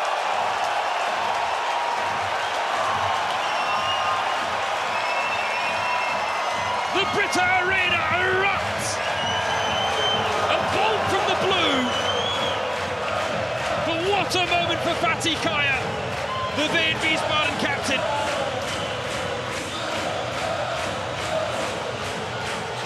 And what a good timing to score the first goal, and also making it tight again. And all right, good decision here as well. He's onside, and he has just the advantage of knowing where the ball comes down. And Jonathan Tah took a second too long to watch the ball and leave his opponent, and forgot his opponent probably in the back. And that's a brilliant cross and a brilliant finish from Wehen Wiesbaden, and he's definitely, he has every right to be furious.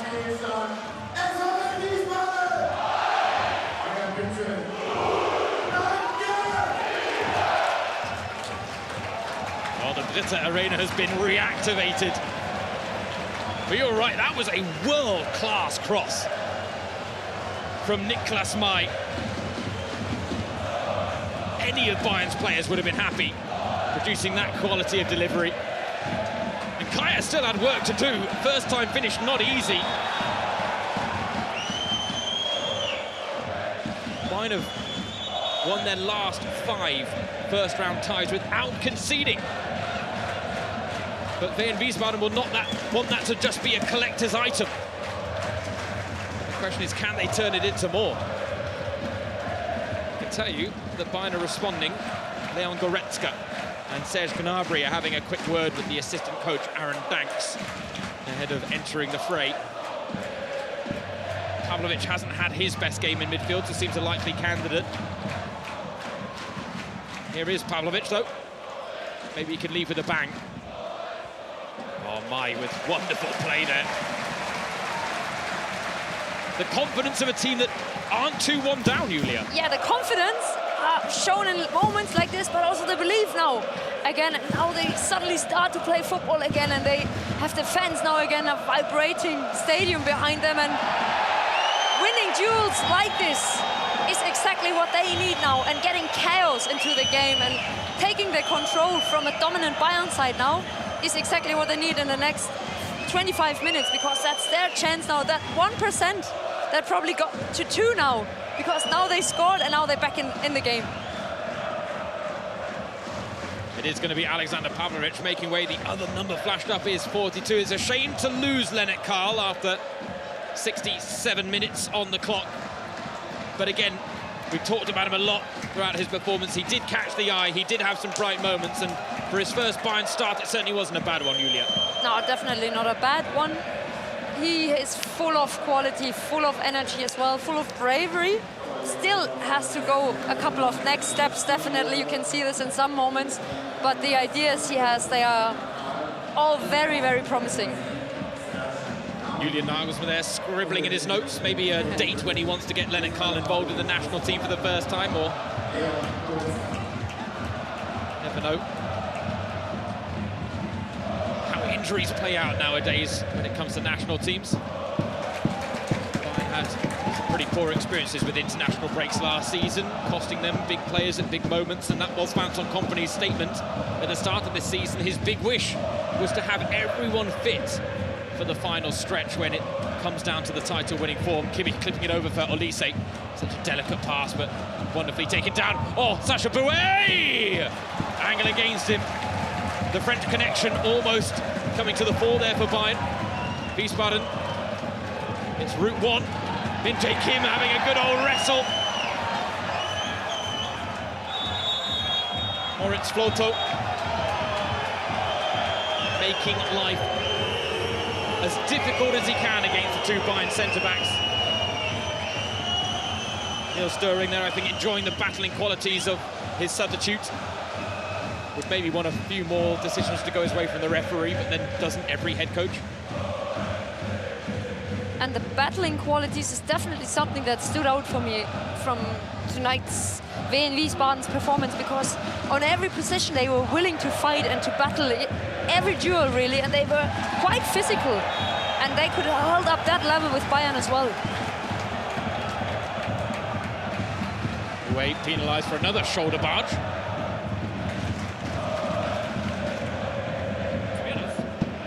And to be honest, I can understand why he was a bit frustrated that neither got given. Yeah. It's almost textbook, shoulder to shoulder.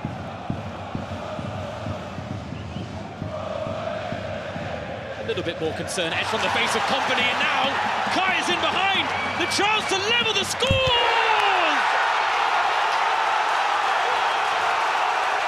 It's 2-2 in the Britta Arena.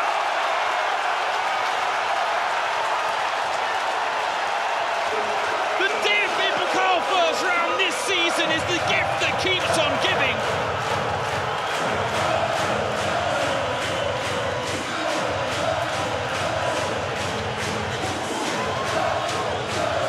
Breathtaking stuff at the Britta Arena, and the record title holders are rattled.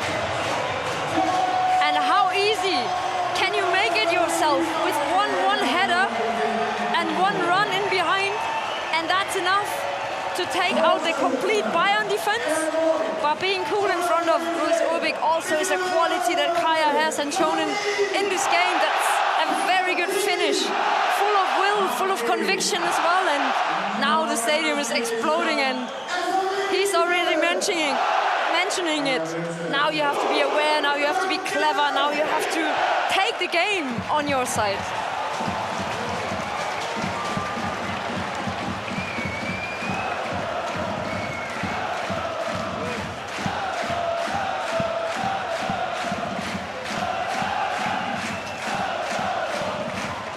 It's enough to give you goosebumps.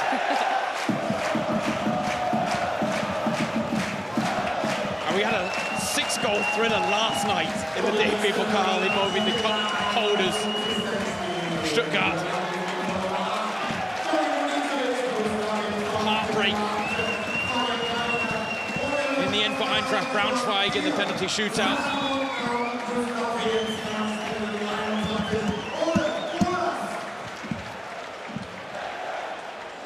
But what the Wehen Wiesbaden now have in store for us.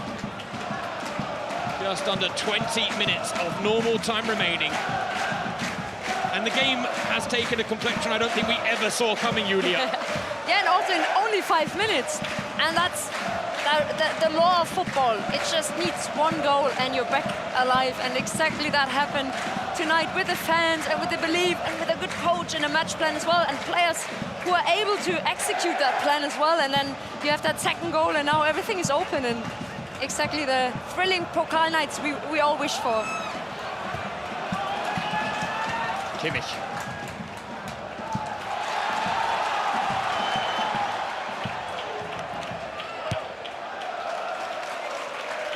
Hoch und weit brings Sicherheit, as they say here in Germany. High and long brings security. Doesn't quite have the same ring in translation, unfortunately. But they can't afford to do that too much. They can't afford to let Bayern just generate uncontested pressure now.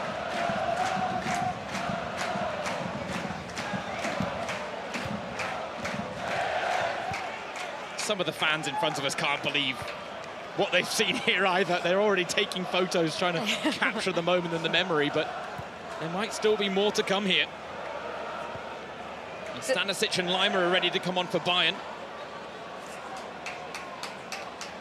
We went from talking about Bayern taking this game very seriously at half-time to we can't question how seriously they've taken it, but what a twist and turn in the tale here. And Luis Diaz now will really lament his missed chances.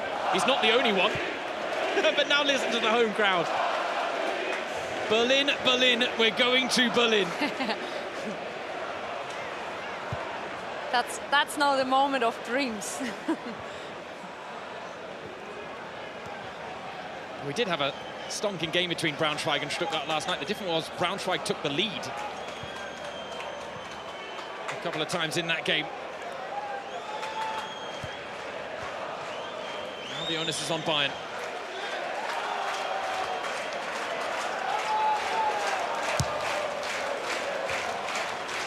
Because in the last 5 years, they have not been a stranger to a giant killing. Kane and Gnabry. Back to Gnabry. The chance is saved. And Kane on the follow-up is blocked. Oh, Kane click penalty. Oh, that feels so harsh.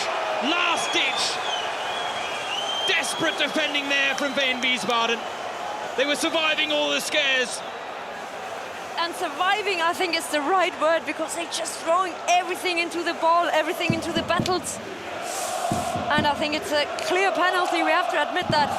Even if you feel like Wehen Wiesbaden doesn't deserve this, because they're so brave and they're putting everything in it, but it's a clear foul. He's not touching the ball at all, he's just hitting Harry Kane's foot, and probably a very painful penalty he took for his team as well. And it's the question now if he's still in pain, if he still takes the penalty. I don't think he takes it if he is in pain or not. I think that's just who Harry Kane is. And it is very hard to argue against. Chaos in the box. Hard to keep track of everything that is happening, but now we saw this sight in the first half at the opposite end of the pitch. We thought that Strützel maybe moved a little too early. Be interesting to see if he learned his lessons up against Harry Kane. Of course, the last time Harry Kane missed a penalty in competitive action was when he took 2 for England against France at the World Cup in Qatar. Since then, 31 of 31 converted. It's Kane against Strützel. Oh, Strützel comes up big! And again! And still! Oh, it's cleared! I don't believe it!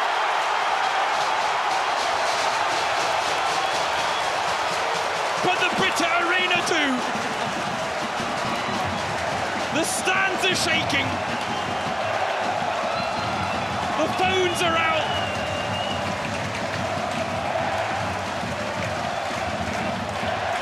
Florian Strützel is turning into a cup hero tonight. He was a hero when his side were 2-0 down at 2-2. Oh my goodness. The stuff of legend. And still Bayern come. Still there's time.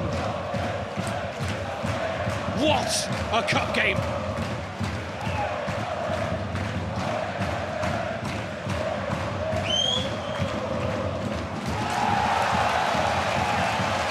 And that is the first competitive penalty missed by Harry Kane since 2022. Florian Strützel with a memory for life.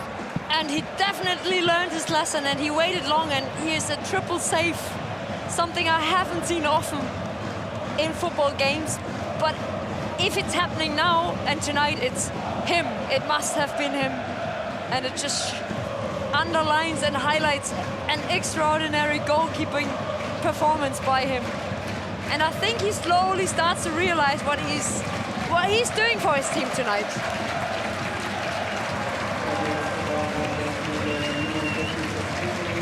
The 2-goal hero and the captain, Fatih Kaya, coming off for Wiesbaden. Josip Stanisic and Konrad Laimer have entered the fray for Bayern. Just listen to this reception, though, for the captain.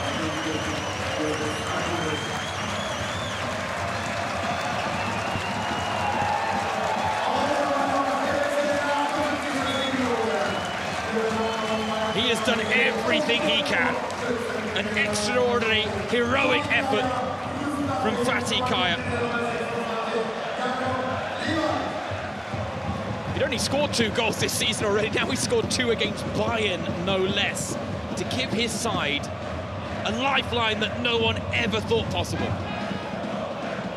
But now the tough part. Now he has to go sit on the bench and leave it up to his teammates to see whether they can find the final push. Because now we are back in lucky punch territory, and one is all it will take.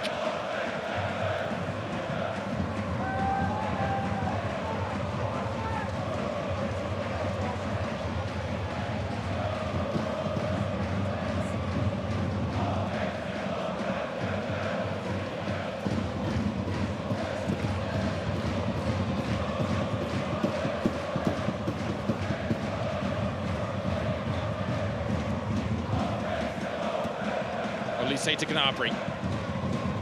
Oh, lovely reverse pass to find Goretzka. And what an important block on the cross.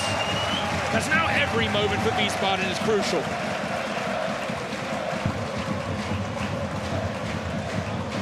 There was always a fear of Jan Sommer when he still played for Gladbach, that Bayern were always struggling to score a goal against, somehow, for whatever reason. But he's definitely the one that Bayern won't forget in the future. That name, Strützel, is something I think they will all keep in their minds. Elise, get it clear.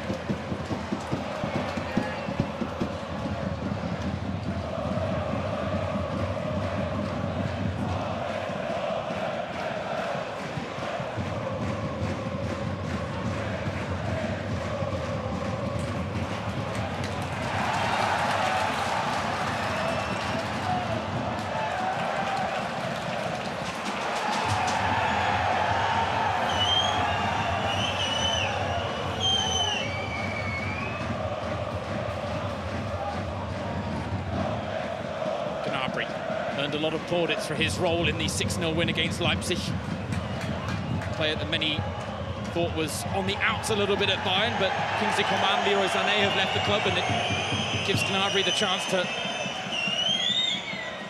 re-establish himself a little bit more firmly in the Bayern ranks. Now, ball on the opposite side. Gnabry wants it back post. Diaz goes to Kimmich instead. Diaz makes the run. He was the target, not found.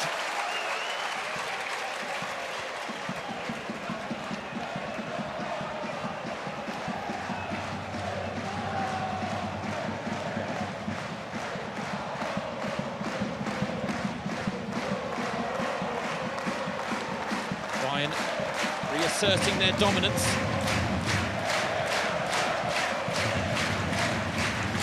At least they caught a little late there, but play goes on Gnabry.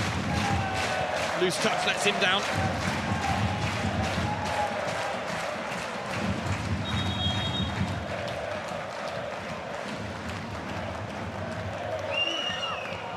And all of a sudden there's a little bit of desperation in the dominance from Vincent Kompany's side.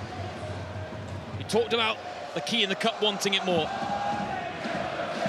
And now it's a game where it's not about quality anymore. It's about fans who pushing their team over a limit. It's about will, it's about belief, it's about going over 100% over and over again in moments and being able to do it and being ready to do it. And now it's about hunger and mentally strength probably as well to just do the job. And there's something, momentum, changing and still having control now and finding that button really to have that in your pocket as well is something where Vincent Kompany sees the character now of his team as well.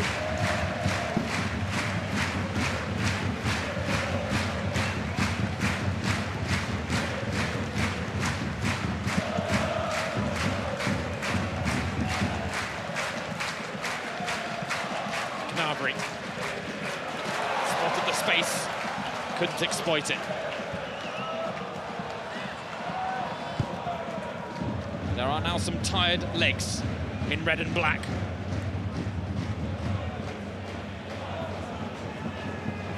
Olise! Diaz!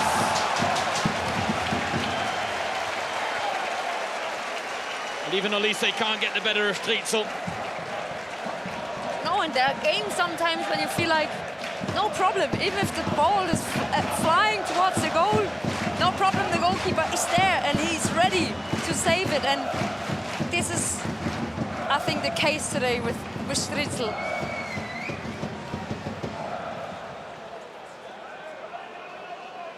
The goalkeeping highlights and lowlights of this game, because Urbik still, I don't think, has made a save.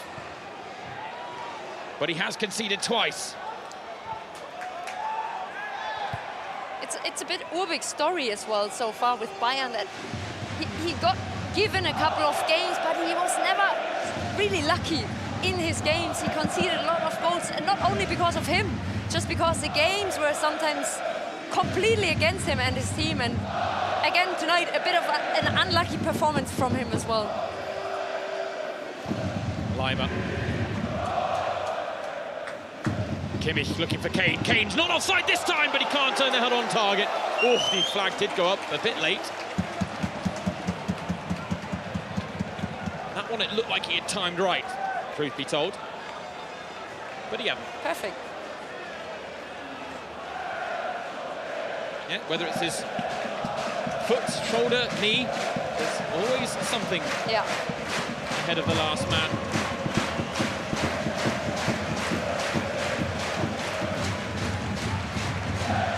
We've seen some incredible performances from lower league sides in the DFB-Pokal first round. We've seen some incredible goalkeeping performances, but Florian Strelzel is right up there now. 11 saves made and 1 penalty from none other than Harry Kane.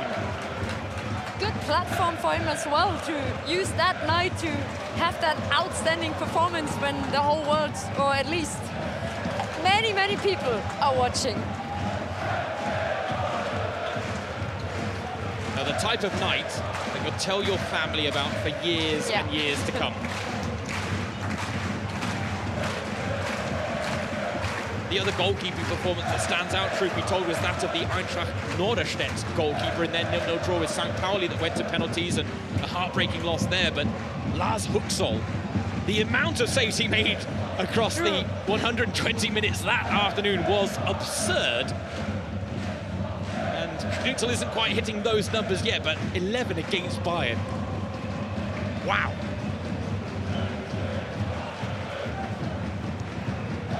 And it's one of the big prerequisites. If you want to upset the odds against Bayern, your goalkeeper has to be at his very best.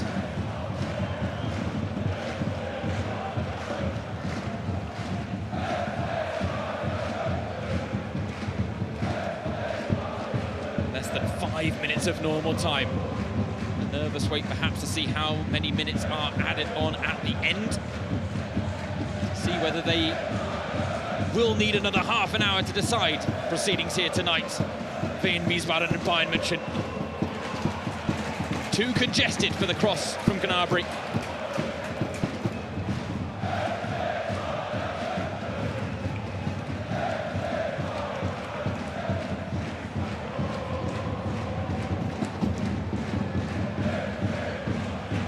But you can see in the shape of Wehen Wiesbaden how disciplined they are. They not one player is saving a step, a yard. They all ready to go and to wait for that mistake or a bad pass from Bayern to then just be ready to jump in, but also being in the box and always very awake is amazing to see.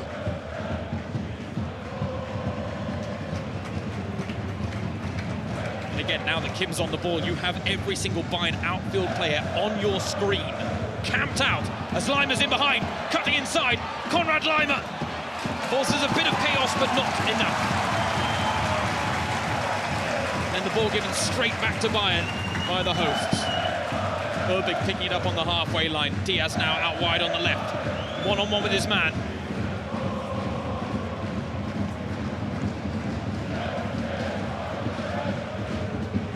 Diaz,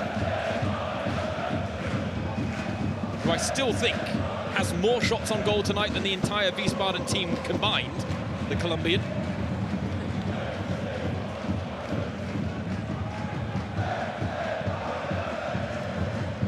Those misses will be forgotten if he can find a winning goal, though, I tell you that. Kimmich, that diagonal looking for Kane. Battles in the air. Fair fight. Not really won by either party. Kimmich scraps away, though. And Gnabry finds Olise. Little space to work with for the Frenchman.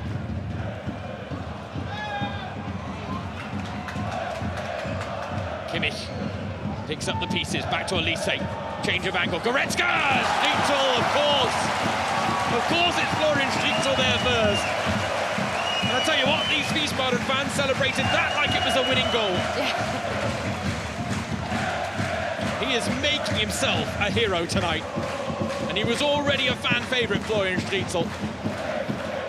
Gnabry to Kimmich.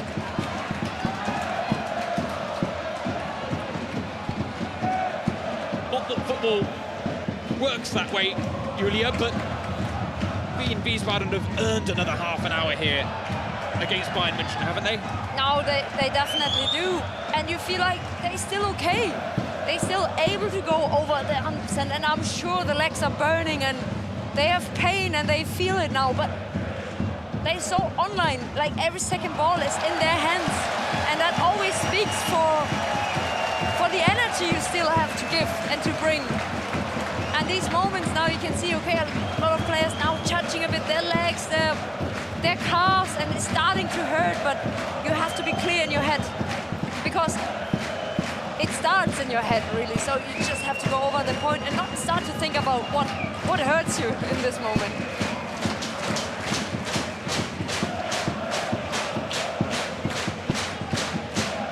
What is pain when there's a chance at history? Julian Nagelsmann, I'm not sure he expected to see quite the classic he's witnessed here tonight. But you can't turn your nose up at this as a neutral football fan, because this is the beauty of football. This is the beauty of the DFB-Pokal first round. This is the beauty of knockout football at its finest, because at 2-0 down, Wiesbaden, with nothing to lose, went hell for leather, found 2 goals to level the scores, and now we've got 5 minutes added on at the end of the 90. And mentioning Julian Nagelsmann, he maybe also noted one name that he didn't have in mind before, and that's Florian Stritzel on his notebook, because that's definitely one of the most outstanding performances he saw today on the pitch.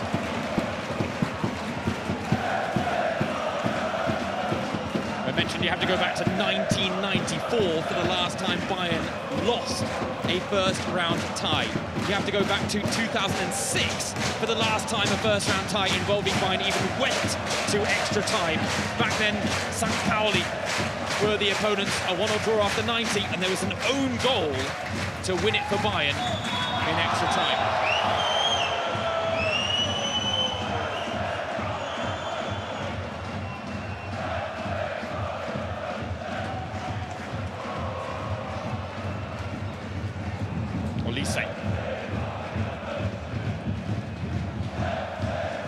Kimmich on the overlap. Digs out the cross. Out of play for a goal kick.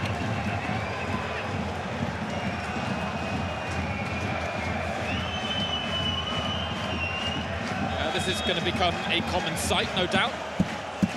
The energy investment from Niels Döring's side. They've got their rewards. What a change as well of tone for Bayern. 6-0 winners against Leipzig, sending a statement in their first Bundesliga match of the season, and then they come here to Wiesbaden. Clear favourites. Vincent Kompany names a near full-strength side, and yet they haven't got the job done here. And they are 1 goal removed from another major upset in this competition. One they haven't won since 2020. A 4-2 win against Bayer Leverkusen in the final, in an empty Olympiastadion, the height of COVID. That was their last win. That was their last appearance in a final. 5 seasons since then. 3 times they've been knocked out in the second round. Once in the round of 16 last season against Leverkusen. Once in the quarterfinals against Freiburg in the 22-23 campaign. And I just keep going back to that quote from the Wehen Wiesbaden fan I was talking to on the way up here, Jens. If Kiel and Saarbrücken can knock Bayern out of the cup, then so can we. That belief was there pre-match. That belief is there more than ever right now, as we are heading towards an extra half an hour. Yeah, maybe the belief from Jens jumped over to the team of Wiesbaden.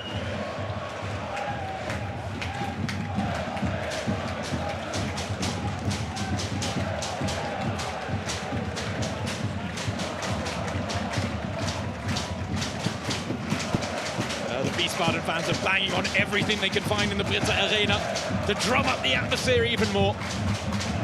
Bayern looking for a late winner.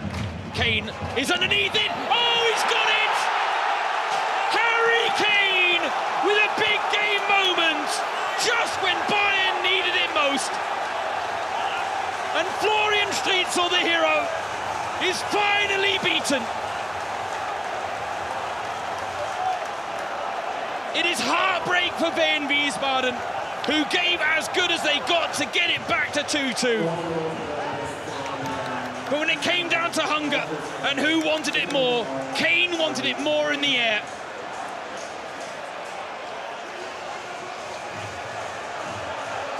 Bayern needed a hero. Harry Kane stepped up. And probably that's also the story of the night, that just everything can happen. The one who missed the penalty now is there to score probably the winner in the last minute, and this is the moment where Stritzel probably lost the orientation for a second, because if he goes that way, he probably should go out completely and catch or try to catch the ball. If not, he's a bit in the middle of nowhere and can't refuse it anymore. So again, another goal of quality by Harry Kane that probably only he is able to score in the Bayern squad. Oh, the minute he hung in the air, it seemed written in the stars for him to double his account for this evening.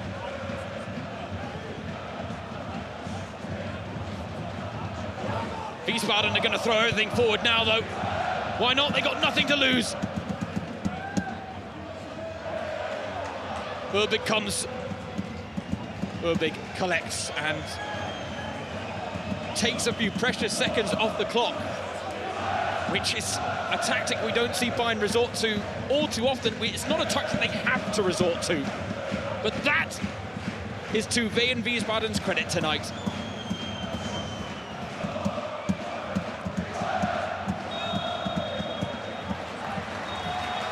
A cup classic comes to an end at the Bretter Arena. Bayern München, the record title holders, survive an almighty scare thanks to Harry Kane's heroics. The third-tier side gave the Bundesliga champions a real run for their money. They came from 2-0 down against all odds, but the cup set wasn't to be. Bayern's quality told in the end. Kane with the winning goal. Bayern into the second round of the DFB-Pokal. Well, what a night, what a first round in the DFB-Pokal. I don't know what it was this season, but there seemed to be something special about it. Twists and turns, and Bayern are not the only Bundesliga side who suffered a scare and had to survive a scare in the first round to book their ticket to the next round, but that's exactly what's happened tonight. And in the end, it was one moment of individual quality from a certain Harry Kane that does decide proceedings here. Yeah, and we mentioned these own laws of the cup, and I think they got proven so well in that first round in many games, but especially tonight when you get Bayern on the edge with a performance like this. This just shows what's happening, what football is able to do if you just grow over 100%, and this is something that Wehen Wiesbaden can be very, very proud of tonight. Memories made for life in what, for many of these players, might be the biggest game of their lives, their careers, and for these fans, maybe it's one of the biggest games that they've ever witnessed as well. And what a night to be here. I mean, this is the place you wanted to be. We thought there was going to be party time in Wiesbaden, and there might still be, because truth be told, once they take a step back from what's happened and the heartbreak, they should realise that they have so much to be proud of in their performance, and these fans, I think I'm speaking for all of them when I say they are very proud of what their team produced tonight. Definitely, there's probably more you could expect from the game and after the heartbreak, and that's definitely there. And I think the pain is there at the moment, physically, but also mentally. That hurts, because it's just the last minute of the game where you fought, where you battled, where you left your heart on the pitch, and that's one moment where you're not concentrated enough. And that's something that's, as a football player, that's so frustrating. But at the end, they can be, as we mentioned, so proud. And what they did tonight is probably something they can take through the whole season, because it's a team there on the pitch with a very good coach, with a very good match plan as well. And it's something kind of making history for some of the players.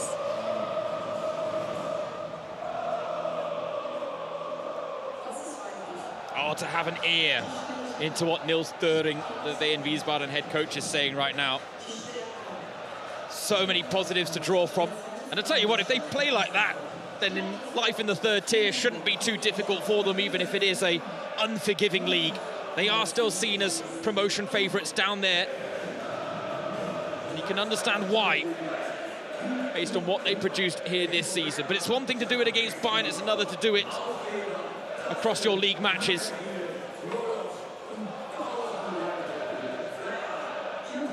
And Harry Kane, he's had some big moments in his career. Big moments against bigger teams than Wehen Wiesbaden. But this is his moment to soak up the magic of the cup as well. And these fans have deserved a win here tonight, the Bayern fans. And it's a proof again that Harry Kane is just irreplaceable for their Bayern squad. He's just there when they need him the most. And this is something, if he's not injured, it's just a quality that you can't replace, a quality that you can't buy with a lot of money. It's just, you need to keep him healthy and fit. And that's probably the key for Bayern throughout the season. His purple patch gets a shade deeper at the start of a World Cup season as well. 6 goals in 3 competitive games. And let's be honest, Julia, he should have had a hat-trick tonight, and he would have, were it not for that man, Florian Stritzel, who is reliving all of his highlights, all of his saves. And probably already speaking about what he did wrong.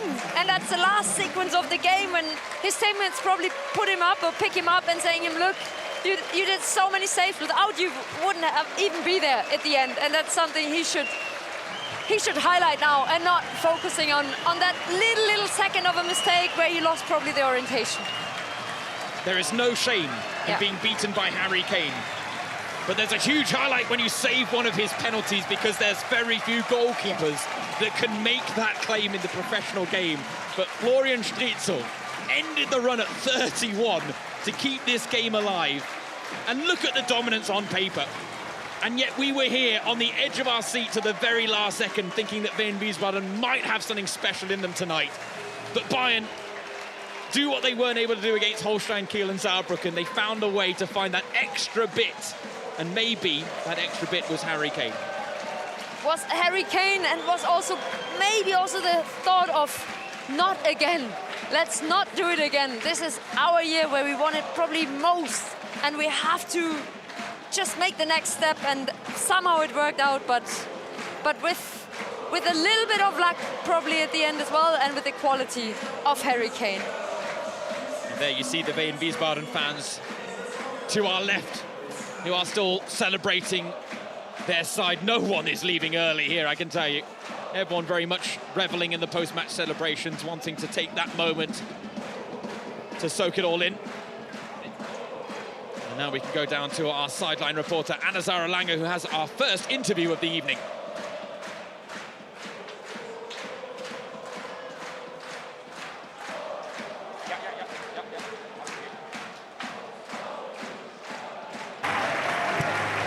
Ran Johansson is here with us.